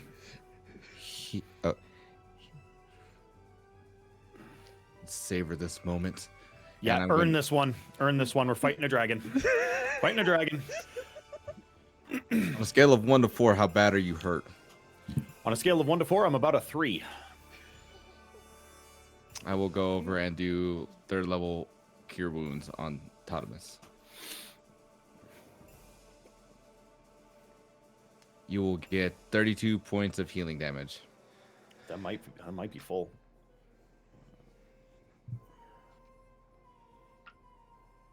It's not, but And then I'm going to say very quietly to Toddimus to be like, did that really just happen? Did they really just send that dragon somewhere? sent the dragon to hell. Yep. Just I am- doing jumping jacks. I'm scared now. And then I'm That's why you gotta Good. heal me. Is Toddrigal doing anything on your turn? Todrical will be by Toddimus's side. Toddimus, what are you doing on your turn? Jumping jacks. It's Ultra Todd time. We go. How Jumping many jacks. fucking sunglasses do you have? Enough. More than Are enough. you holding anything from when the dragon pops back into existence? Punches. Cool. I figured. Yep. And then that will bring us to Ireti. Is there anything you're doing before the end of your turn when the dragon's gonna pop back in and you have to roll me a bunch of d10s? I think Ireti is going to use. I think I'm going to cast Mage Armor on myself. Because That's Ireti respectful. Ireti is afraid of retaliation. So AC is now at 50. Gonna do like a little power stance as she like braces for it to come back. Like has like a really like really intense look on her face. You just sent something And, to fucking hell. Moves back here. You moved back into the on fire building. Just like right here under the awning, like what's left of it as it's smoldering around her. She's fire resistant, so she's not scared. She's gonna stand here just for the tiniest amount of cover. It's really cover for her brain and not in reality. It's fine. Cool, go ahead and roll me 10d10. And we'll see how much damage you do to this fucking dragon. Don't mind if I do. Please don't roll like shit. Looking for 100 damage. 57 points of damage. That's not bad. Damn. That's good. So, That's pretty good. It's pretty good. as you shift right in front of you, Toddimus, you watch as there's another loud pop and an explosion of fire as the dragon sort of lands, almost with like an explosion type noise. The tile underneath of him cracking, and you are able to release your flurry of attack. Can I have them be with so I've got Tavern Brawler. I need just anything that's nearby. There's rock. a dragon next to you. There's a little drake. Toddrigal's right next to you. Can I hit this dragon with another dragon? I'll That's a allow question it. I'm asking you. I will I'm looking allow right it. in the camera. Can I do this? Yes, you absolutely can. I love Dungeons and Thank you. Dragons. Wait, I love Dungeons and Dragons. I have one further follow-up question. Would this count as a melee attack? Yeah, I'd Oh, say yeah. it's still melee. Fantastic. Thank you. Okay. Tremendous. That is 20. That hits. That is 23. That hits. That's a crit. That's nat 20. Cool. And a 20. Yep, that all hits. Okay. I am going to. It can go ahead and make 4 Constitution saving throws. I'm putting 4 extra key points into that for stunning strikes on all of them. DC 15 Constitution. When you roll your crit damage, Aaron, go ahead and add a d6 for lightning damage with Ooh, yeah. Todrigal's infused strikes. That is 2 is that strength you said? Constitution. Oh, con. I have +7 to all of this. So it was 2 15s, a 17, and a nat 20. +7 Okay. on top of all of that. So I think I succeed on all of them. Makes it. Totally makes it. Yeah. Yeah. Give me that damage. Total damage is 49, including the crit, including the D6. Christ. The second you finish pummeling the shit out of this dragon, it's going to take a legendary action. Yeah,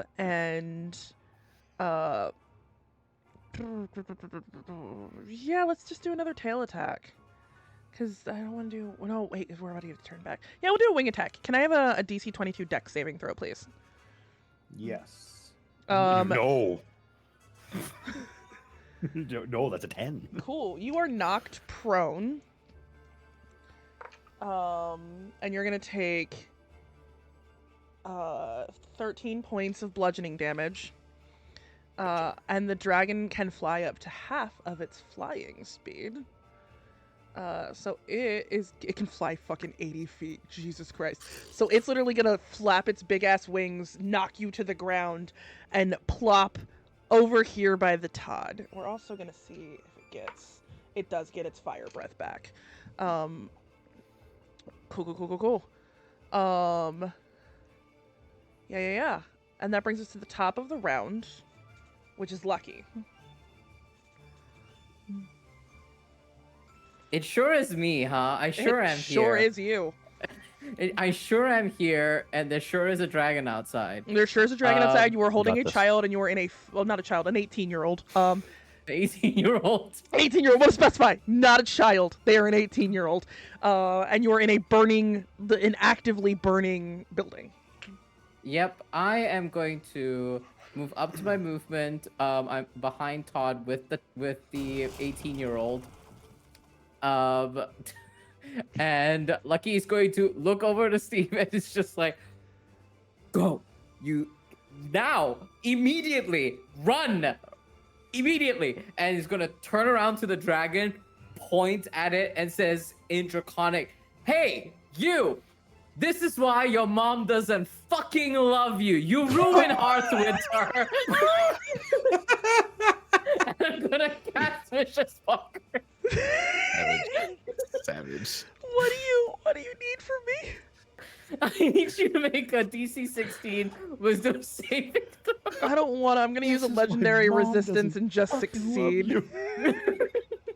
That's fine. We take a legendary resistance. That's okay. Yeah, it'll take a legendary resistance. Just look at you, just goes, you don't know my fucking mother. I know it to the point when I see one. Okay, I need to do a really quick check-in. Who's on death's door? Is anyone at death's door? No? Wonderful. I'm gonna bonus action, cunning action dash away from here. Now that I'm not holding a child. That is valid. Steve cannot Actually, move until the end of the round when it is his turn, though, so he's still not in a great place.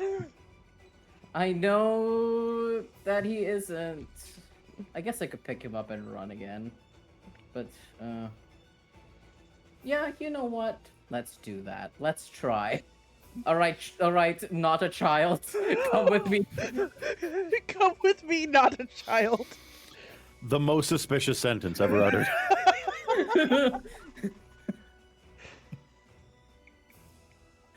That's 15 feet with not a child to me. All right. What the fuck is that? What is that? What is that? That's the end of my turn. Bye. Cool. That brings us to the dragon's turn. It's gonna turn and look at the Todd and realize y'all made just the most beautiful little cluster. I know. Oh, that's beautiful. And it's gonna fucking give me some. We're gonna do fire breath, man. DC 21 deck saving throw from everybody, including little Steve Cassidy. Uh-oh. Passed it with a 22. Oh, that's so sucky. What'd you That's a get? That's so 13. sucky. I got 20. That's not enough. No, that's just Not it's enough. as far away as one. Todrical Yuck. fails. Todrical fails. Ireti, what you got? What am I doing here? I'm so sorry. It blipped You're out on good. me. You're good. DC 21 Dex saving throw. That's a 15. That's a failure. Yeah. Let's do another 18d6. Ugh. Gross. Rossaruni, thank you, resistance and uncanny dodge. Because I'm gonna need you both. Oh my god, I love that Lore just rolled Todd's dex save, because I forgot that we have a character sheet for Todd. That's going to be 64 points of damage if you did not fail fire. If you passed, that 64 is going to be halved to 32. All right. 32 I'm if you're gonna- resistant. 32 if you're resistant. Yep.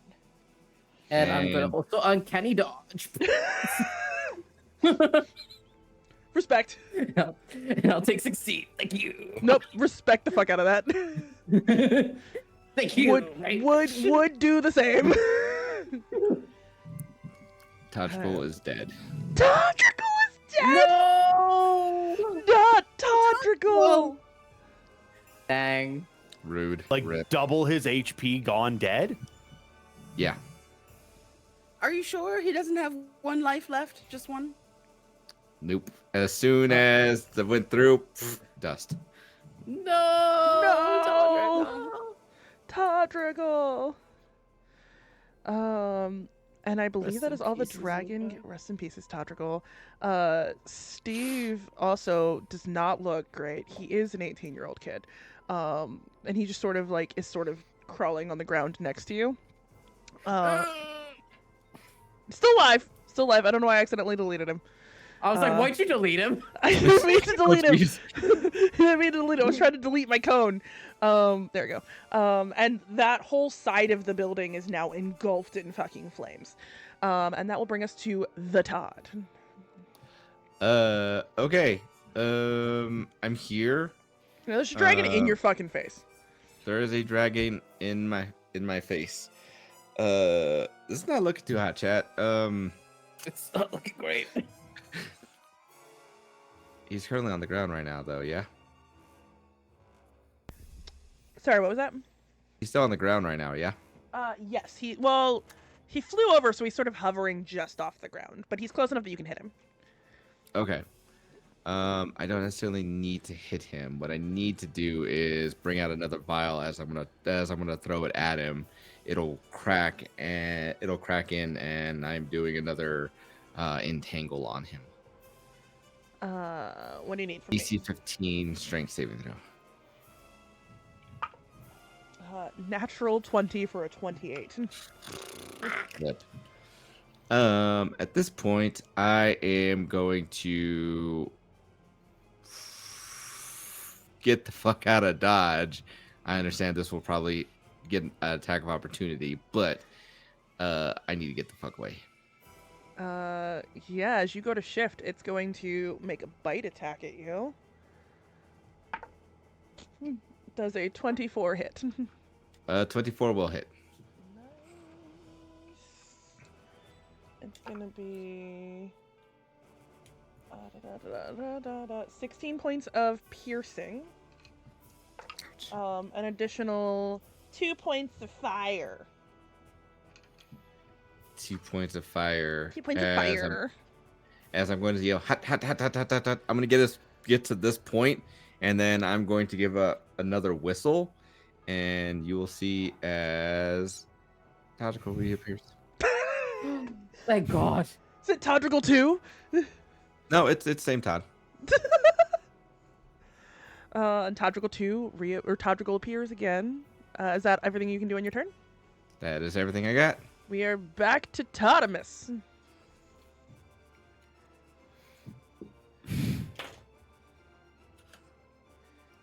Jesus Christ. Toddimus sees Todrical die. And he's kind of an idiot. So he doesn't really clock that Todrical just comes back, not a problem. And so he looks at this dragon and its scaly face and its insidious eyes. He says, "The time of Todd is upon you." And then I'm going to sprint at it. And I'm going to punch it a bunch of times. Todd time. Todd time. Todd time. Todd time. Key point spend, an extra key point on every strike to make it stunning. I'm spending another 5. Jesus. Yeah. That's 26. That hits. That's 23. Hits. That is 19. Hits. And that is 19. Hits. Okay. 18 and a 19 on the die, 15 and a 12 And I'm on getting the die. Yeah, I succeed on all of them. Super 2, 3, 4, 5. Kate, not a problem. I'm getting really tired of rolling all of those dice and having to do the math. Roll or Deity Beyond do the math for me. That's 60 points of damage. Let's go. Let's go. That's Nice. Christ. That dragon, and I'm assuming you got all up in its grill. Oh, yeah, sorry, I'll move myself. As far in the grill as possible. Oh, cool. Inside of its grill. Up in the grill. Yeah. It does not like the fact that you just fucked it up. So it's going to use another 2 legendary actions, the last 2 of the round, and it's going to. Oh no, it's not, I haven't used. It's just had its turn, so it doesn't have. It still has all 3. Cool. So I'm gonna use a wing attack. Can I have a DC 22 Dex saving throw, please? Yes. No. You're gonna take 14 points of bludgeoning damage and be knocked prone. And the dragon is going to fly 40 feet up into the air. Uh-oh. And that will bring us to Ireti's turn. I think Ireti is going to realize that there are still people inside this burning building. Mm-hmm. And she waves her hand kind of in a flourish, and a broom kind of pops up in front of her, and she like kind of makes like a little motion, and it flies in 20 feet and scoops all 3 NPCs up onto the broom. And then it's going to use the rest of the 30 feet movement that it has to bring them all back out. Kind of like right next to where Ireti is standing. Boom. You would notice that... If that's how I can use my action. Yeah, you would notice that Grace and Kavan appear next to you, but Toddthany is not on the broom. Oh no! This won't do! What happened? Did he stay inside? Kavan just looks at you and just goes, he said something about he needed the bell. He couldn't leave without the bell. He was looking for it. It's really fiery in there. Oh, goodness. I kind of zhuzh them away to use the rest of their movement to hopefully take cover elsewhere, so they're not just in the line of fire. Yeah, it's the end of the round, which means it is their turn. Grace is going to pop a dimension door and just appear over here out of the way. Kavan is going to shift over this way, just sort of duck behind this building, and he's going to look at Toddimus and slap his hands together again. And I think he should still be able to get to you, because I need a ruler. Measure. Yeah, just barely. We love Warcaster. And he's going to go to try and cast haste on you again. And going to haste the monk. Haste the monk. Haste the monk! He's gonna haste the monk. And you guys hear more wood falling from the inside and just like things crashing and booming and shaking on the inside of this building. Lucky, it is your turn. It sure is my turn. Fucking hell. Alright, so the dragon's 14 feet in the air, so it's not within 5 feet of my guy. It is right, 40 feet in the air. 40 feet in the air, even worse. So definitely not near my guy. Okay. I have a choice to make. Okay. So what I'm going to do is use things. What is it called? Insightful fighting. To make a. Actually, no. No, I will use steady aim. I will not move. And I will instead use steady aim to give myself advantage on my attack roll. So I will do that. Yeah, as a bonus action. So now that I have advantage, I'm going to roll with my short bow, so I'll be able to have sneak attack if I hit. So let's see. That's a 19 on the die for a 28. I'll roll again just to see if I crit. I do not crit. So there's a 28 hit. Yes, it hits. Alrighty. Here's my piercing. I do 6 piercing plus bonk. So that is 26 points of damage. Heard. Haha. Wahoo. I love that for me. I'm just double checking a thing really quick about the if my cunning action does not count or does count as steady aim. Only if you haven't moved during this turn and after you use your speed is 0. All right, that's fine. I will not move. I'm here. Lucky, like hunkers low, pulls an arrow, launches it at the dragon, and then turns back towards Steven. It's like, I'm making a very, very bad choice sitting here, and I suggest that you get out of here quickly and not make the same choices as I have made. Oh shit! I would have had Steve run on his little turn, so Steve also would have gotten the fuck out of dodge. So Steve's hanging thank out over God. here. Yeah, he would have gotten out of dodge. I forgot he was still over there. Good. I will not have an 18-year-old's life ends. All right, and that'd be the end of Lucky's turn. That's fabulous. The dragon, because even from 40 feet in the air, I believe. Hold on. Oh yeah. Stop hitting me. I'm going to need a DC 19 Wisdom saving throw from everybody. DC 19. DC 19. Oh, thank God, 21. Wisdom. Wisdom. 26. Please, Ranger. Justin, please don't do this to me. Justin, please. That's a 15 for me. That's a fail. And then let's see what Toddquarius does.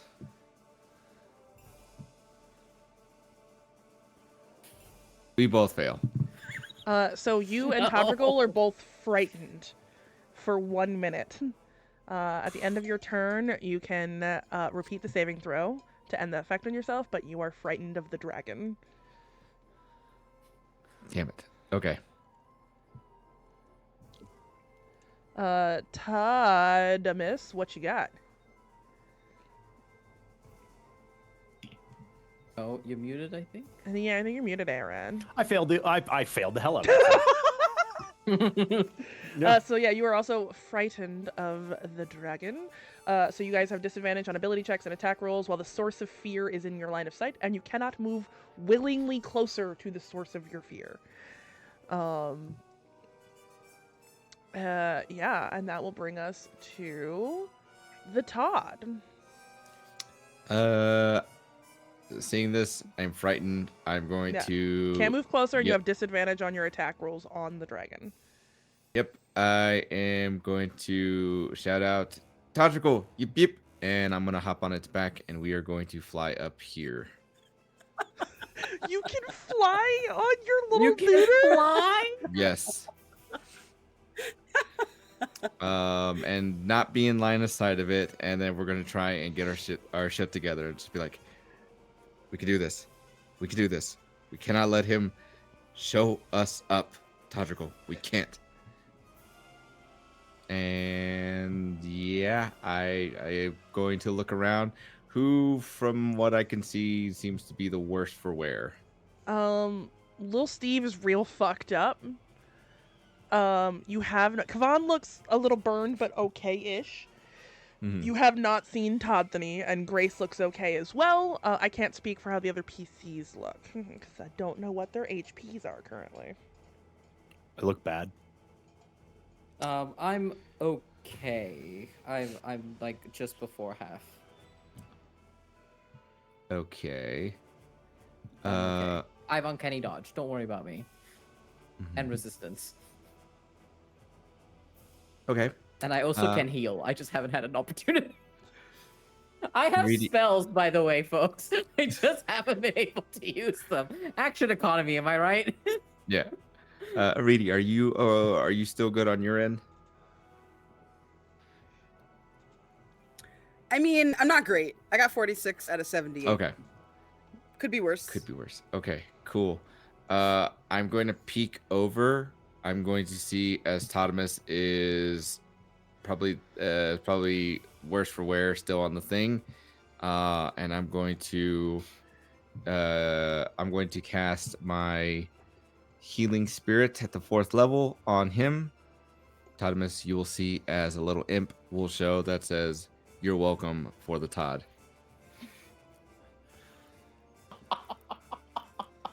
You're gonna take 12 points of healing damage. Yeah, okay. It's fine. Fine with it. Take it. Is that everything you got, the Todd? Yes, that is all I can do. That is all I'm willing to do at this time. That brings us to Toddimus. What you got, Toddimus? I'm going to use my hasted action. Toddimus closes his eyes. Flexes real hard. Looks up at Todrigal and the Todd flying up in the air. Todd time! And I'm going to use Stillness of Mind to remove the frightened off of me. Yeah. You And dick. and then I am Fucking monks, man. Oh yeah. And then it's like Leap of the Clouds or something like Step of the Wind. I am going to use. I'm going to go ahead. It's 40 feet in the air, right? Yeah. Are you about to jump into the sky to punch a dragon?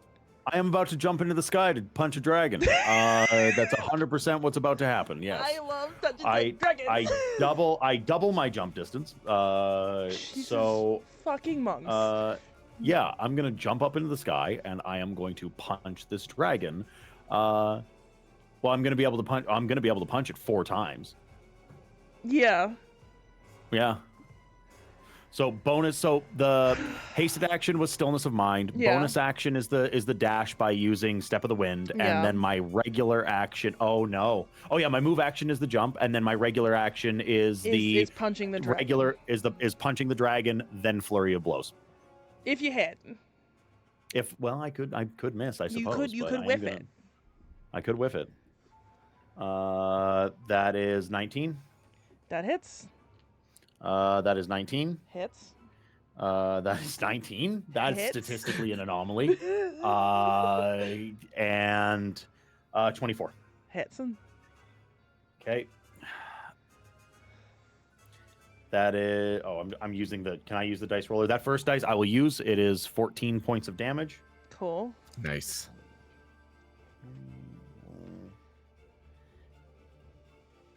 And 35 and 14, so 49 Ooh. points. It's not looking great. Tremendous. Not looking great. It is real pissed at you. So the second you because it watches you sort of shake. It watches you shake off the frustration, and it's going to yeah. Oh, I don't have 2. I only have 1 because I used 2 earlier. Fuck. No, because I'm still good. Cool. Sorry. First time with legendary actions, guys. Yeah. DC 22 dex saving throw, please. 27. Fuck you. God damn it.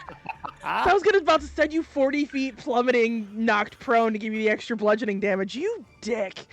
Well, I'm gonna fall down anyway. You're gonna fall down anyway, but so you make the save, so you're not gonna take the damage. It is going to fly half its movement speed because it can still do that, and it's gonna shift out of your way and plop over here next to the Todd and Toddrigal. On top of the building, just sort of dig its claws in, and just like roar at the Todd.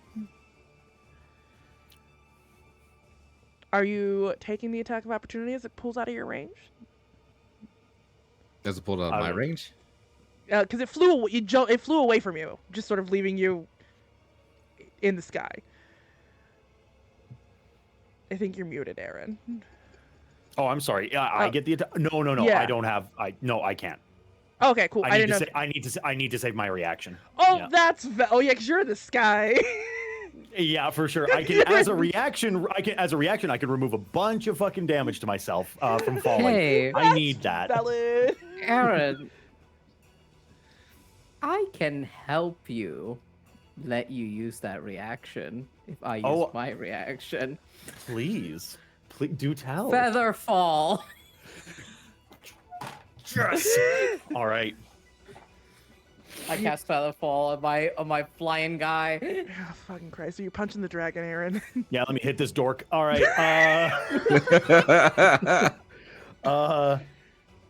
That is a 17. Misses. Fuck. It was worth it. It was worth it. No, wait, hold on. I have bardic inspiration. I was gonna ask that. That's a 23.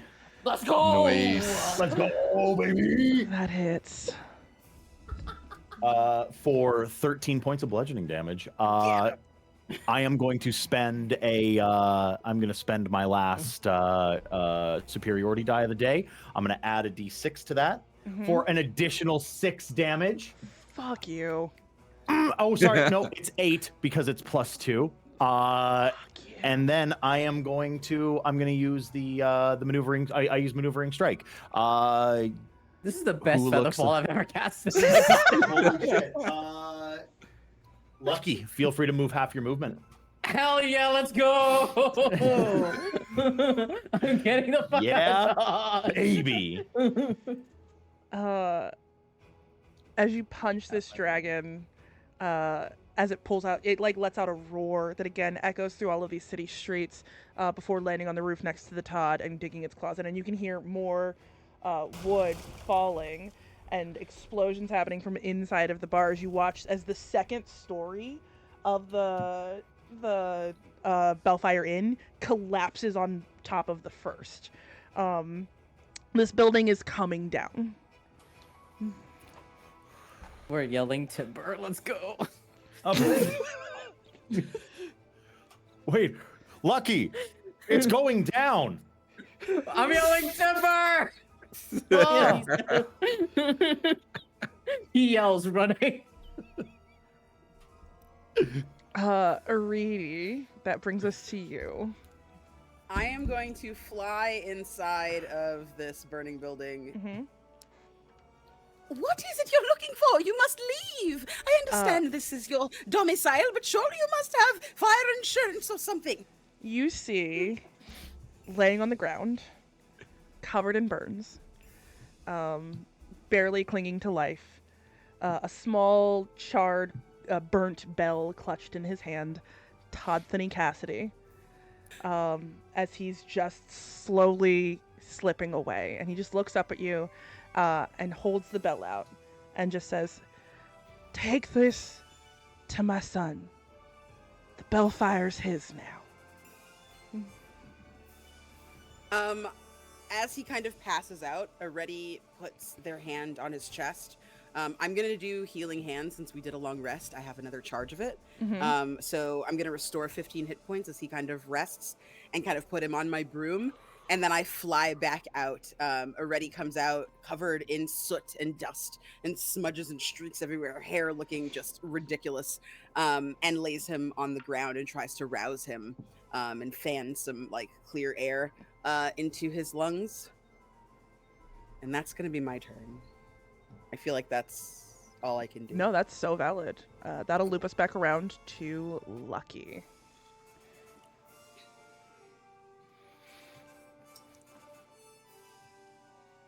You're muted. Lucky is running. The building is coming down. We have a dragon. I don't want to be seen by the dragon, actually. So Lucky is going to move. Yeah, I'll move about 30 feet that away. And how it's on the roof, right? It's on the roof not, like, right in front hovering? of Todd. Okay. So while I am here, I'm going to use my yeah, I'm going to this is gonna potentially be terrible. But I would like to use my bonus action for insightful fighting. I will roll a perception check contested by the target's deception check. If I succeed, I can use sneak attack. Copy. That's the wrong thing I clicked. Okay, 28. Natural 20. Oh, I'm so sorry. That is okay. I'm That sorry. is okay. I'm sorry. It's all right. It is okay. I knew the risks. If it makes you feel better, I rolled it on the gay dice. It made a really pretty rainbow when I crit it. No, I'm so glad. I'm happy for you. All right. So, okay, then I will just shoot at it. But I will use my bardic inspiration die for one of my flourishes. Probably the slashing flourish. Actually, movement flourish. I want to keep moving out of here. Actually, we'll see if I hit. First of all.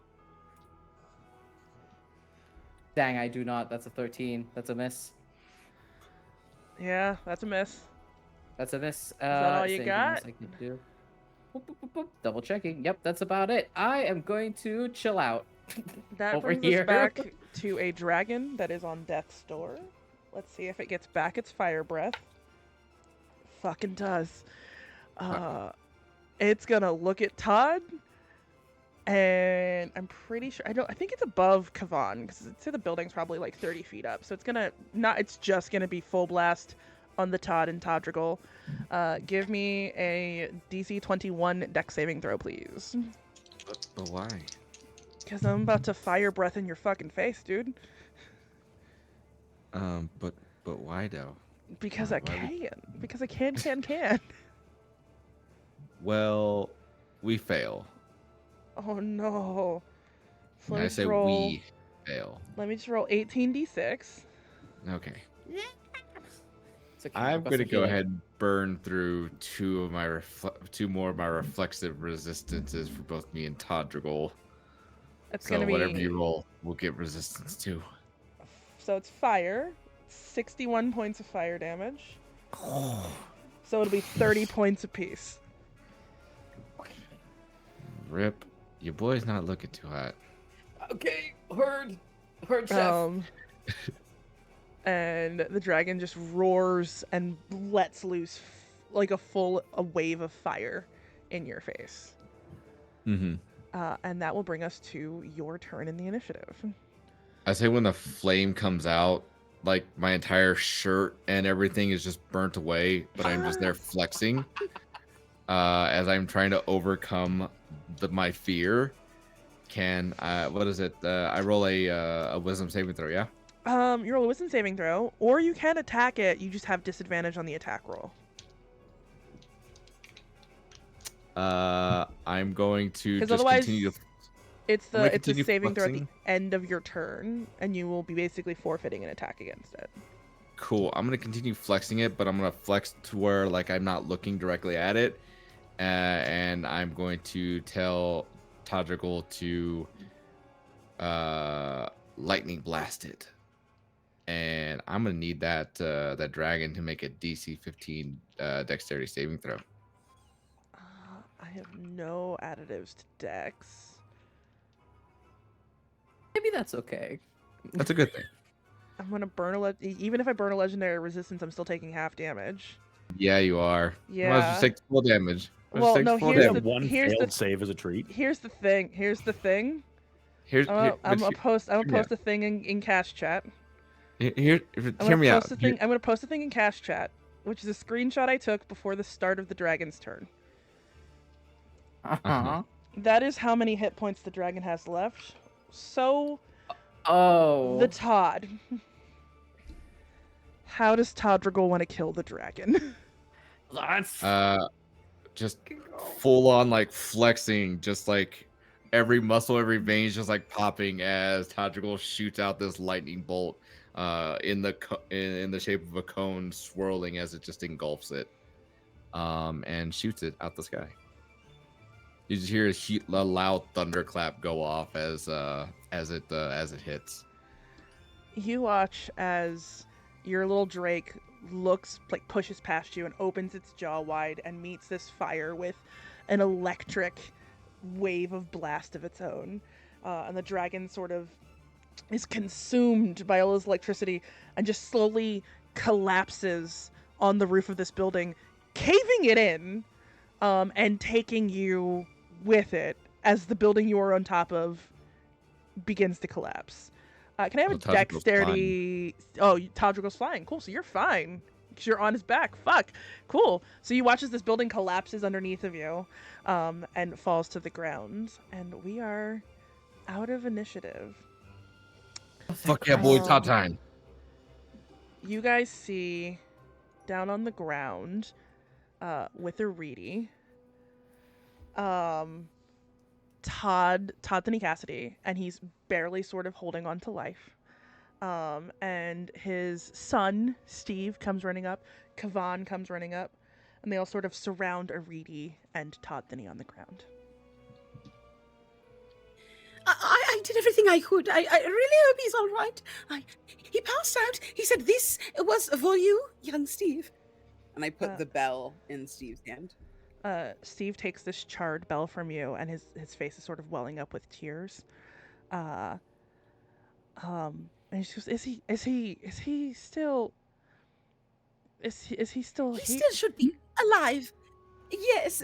He's just he's succumbed to his injuries and is resting now. But he should make a full recovery if you have someone nearby, or I could stick around for a while and we could all try to heal. Right? I'm a doctor. I can do this. The Todd, would you like to make a medicine check?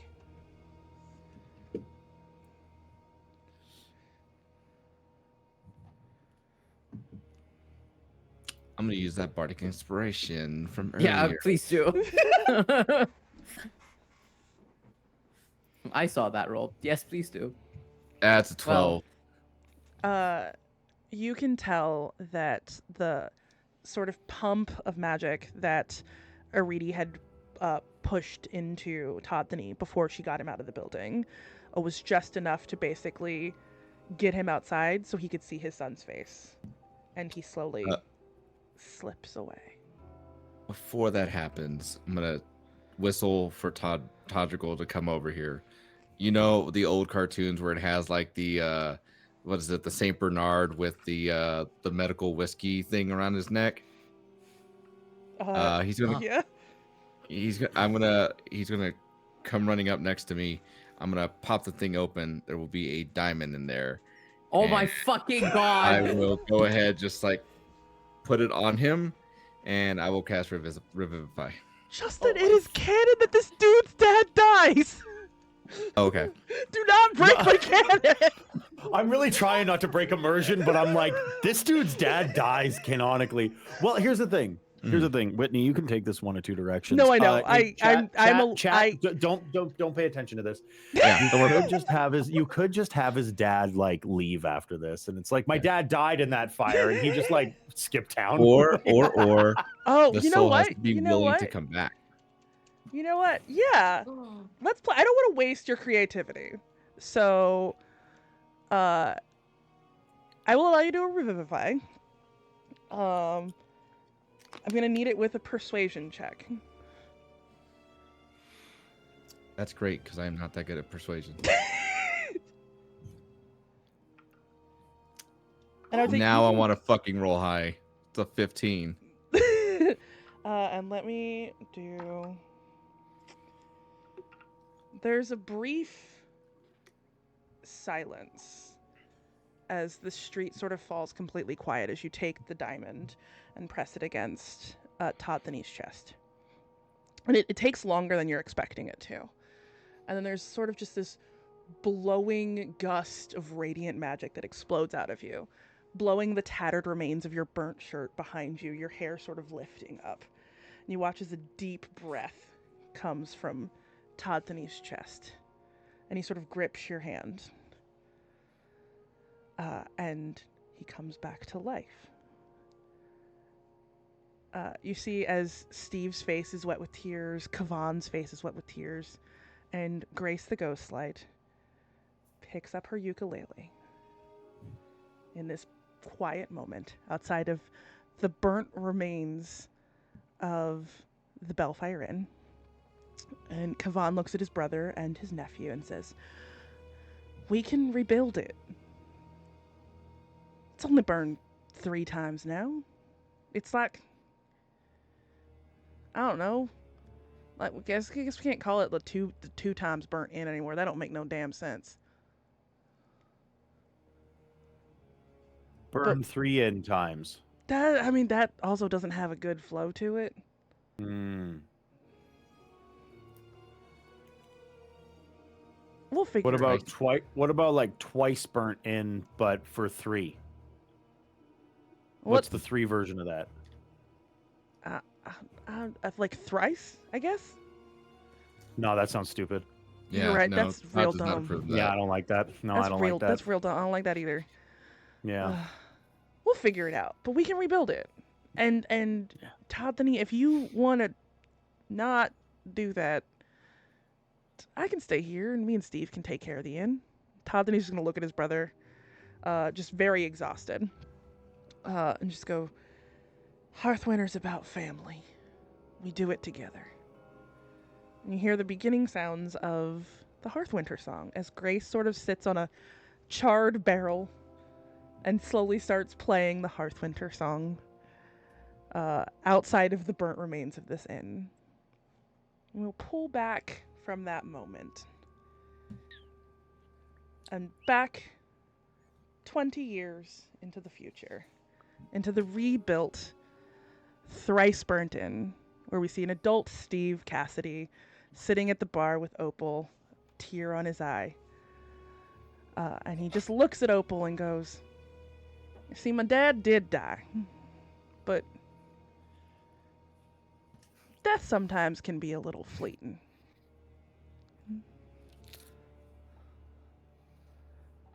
Anyway, thanks for taking the Emberstone to my cousin. I appreciate it." And Opal just sort of gives him a nod, drinks her cup of juice, and we will close there for the evening. Thank you all for joining us for a Hearthwinter's Tale. I appreciate you guys. One last time, let's go around the horn. Candace, where can the people actually? Can we bullshit for like 50 seconds while the ad break finishes? Because that way people can actually hear you say goodbye. All right, so the subscribers get to hear a different ad. What about those wonderful sound effects tonight from Pocket Bard, everybody? Holy moly, what are we? I can't believe how incredibly immersed I was. I've never been more immersed in my entire life. The wolves howl, the wood cracks and falls, the flames they crackle, the songs they play. Pocket Bard is one of the most wonderful apps to increase your immersion that I've ever come across. What a wonderful product. Frankly, anybody that's using the free version that should absolutely be paying for it. Anyone that isn't using the free version should get the free version. People that don't want to use the application on your phone, you should get the desktop version that's coming soon. Go in the Discord for Pocket Bard. Check it out. They're back. And they're back. Oh. Candace. That's me. Where can the people find you on the internet? I have been Candace the Magnificent. You can find me at the Candace Marie on Twitter and Blue Sky, at Candace the Magnificent everywhere else. In the new year, I'm really going to try to stream on my Twitch channel. I keep saying that, but somebody in my community, a fan of mine and friend of mine, just bought me an Xbox S. So now I have no goddamn excuse. So yeah, you can hear more of me. I'm a voice actor, and I also do TTRPG performance professionally.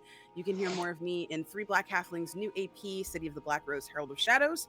You can also hear me in the audio drama Partial Veil, as well as the hybrid audio drama AP Frequencies, which is with Patrick Productions, also people who produce The Atomless. Check it out if you are creative that's in need of a little bit of a reality check or a really horrific moment thinking about creation and being an artist.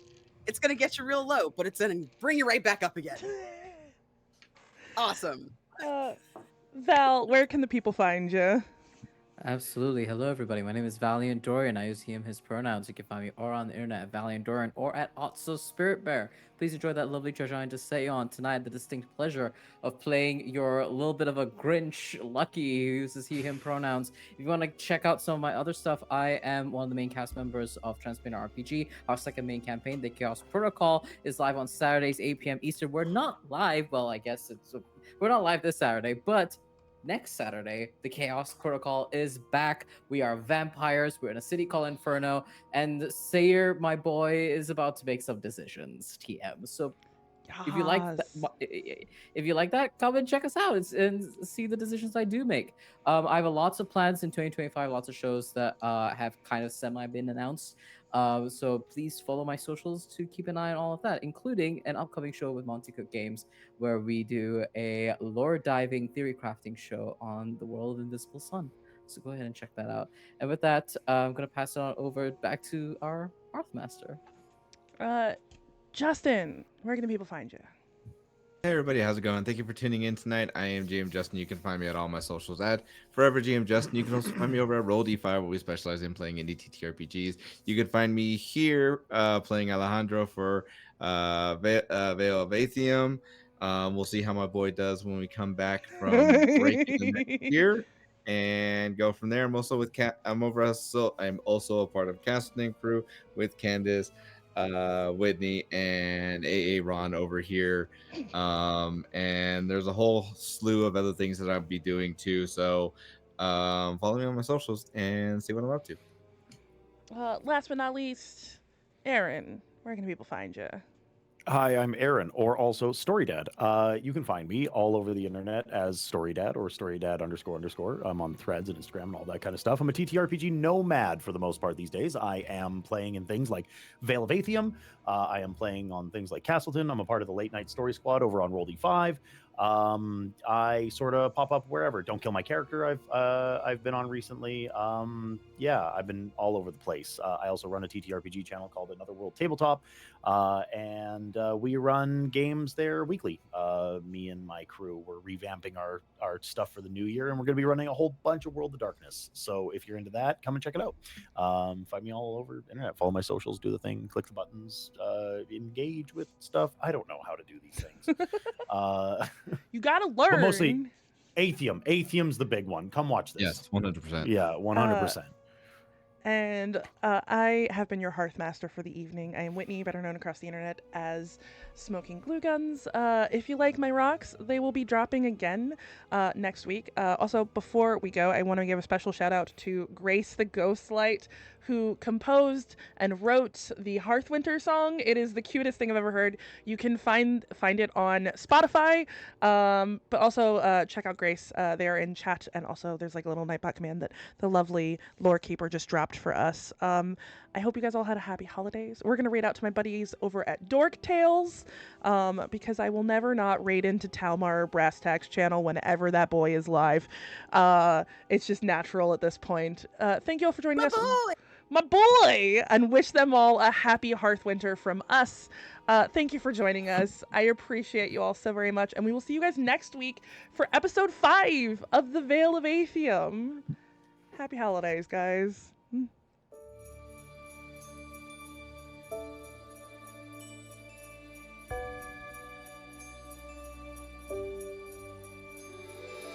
you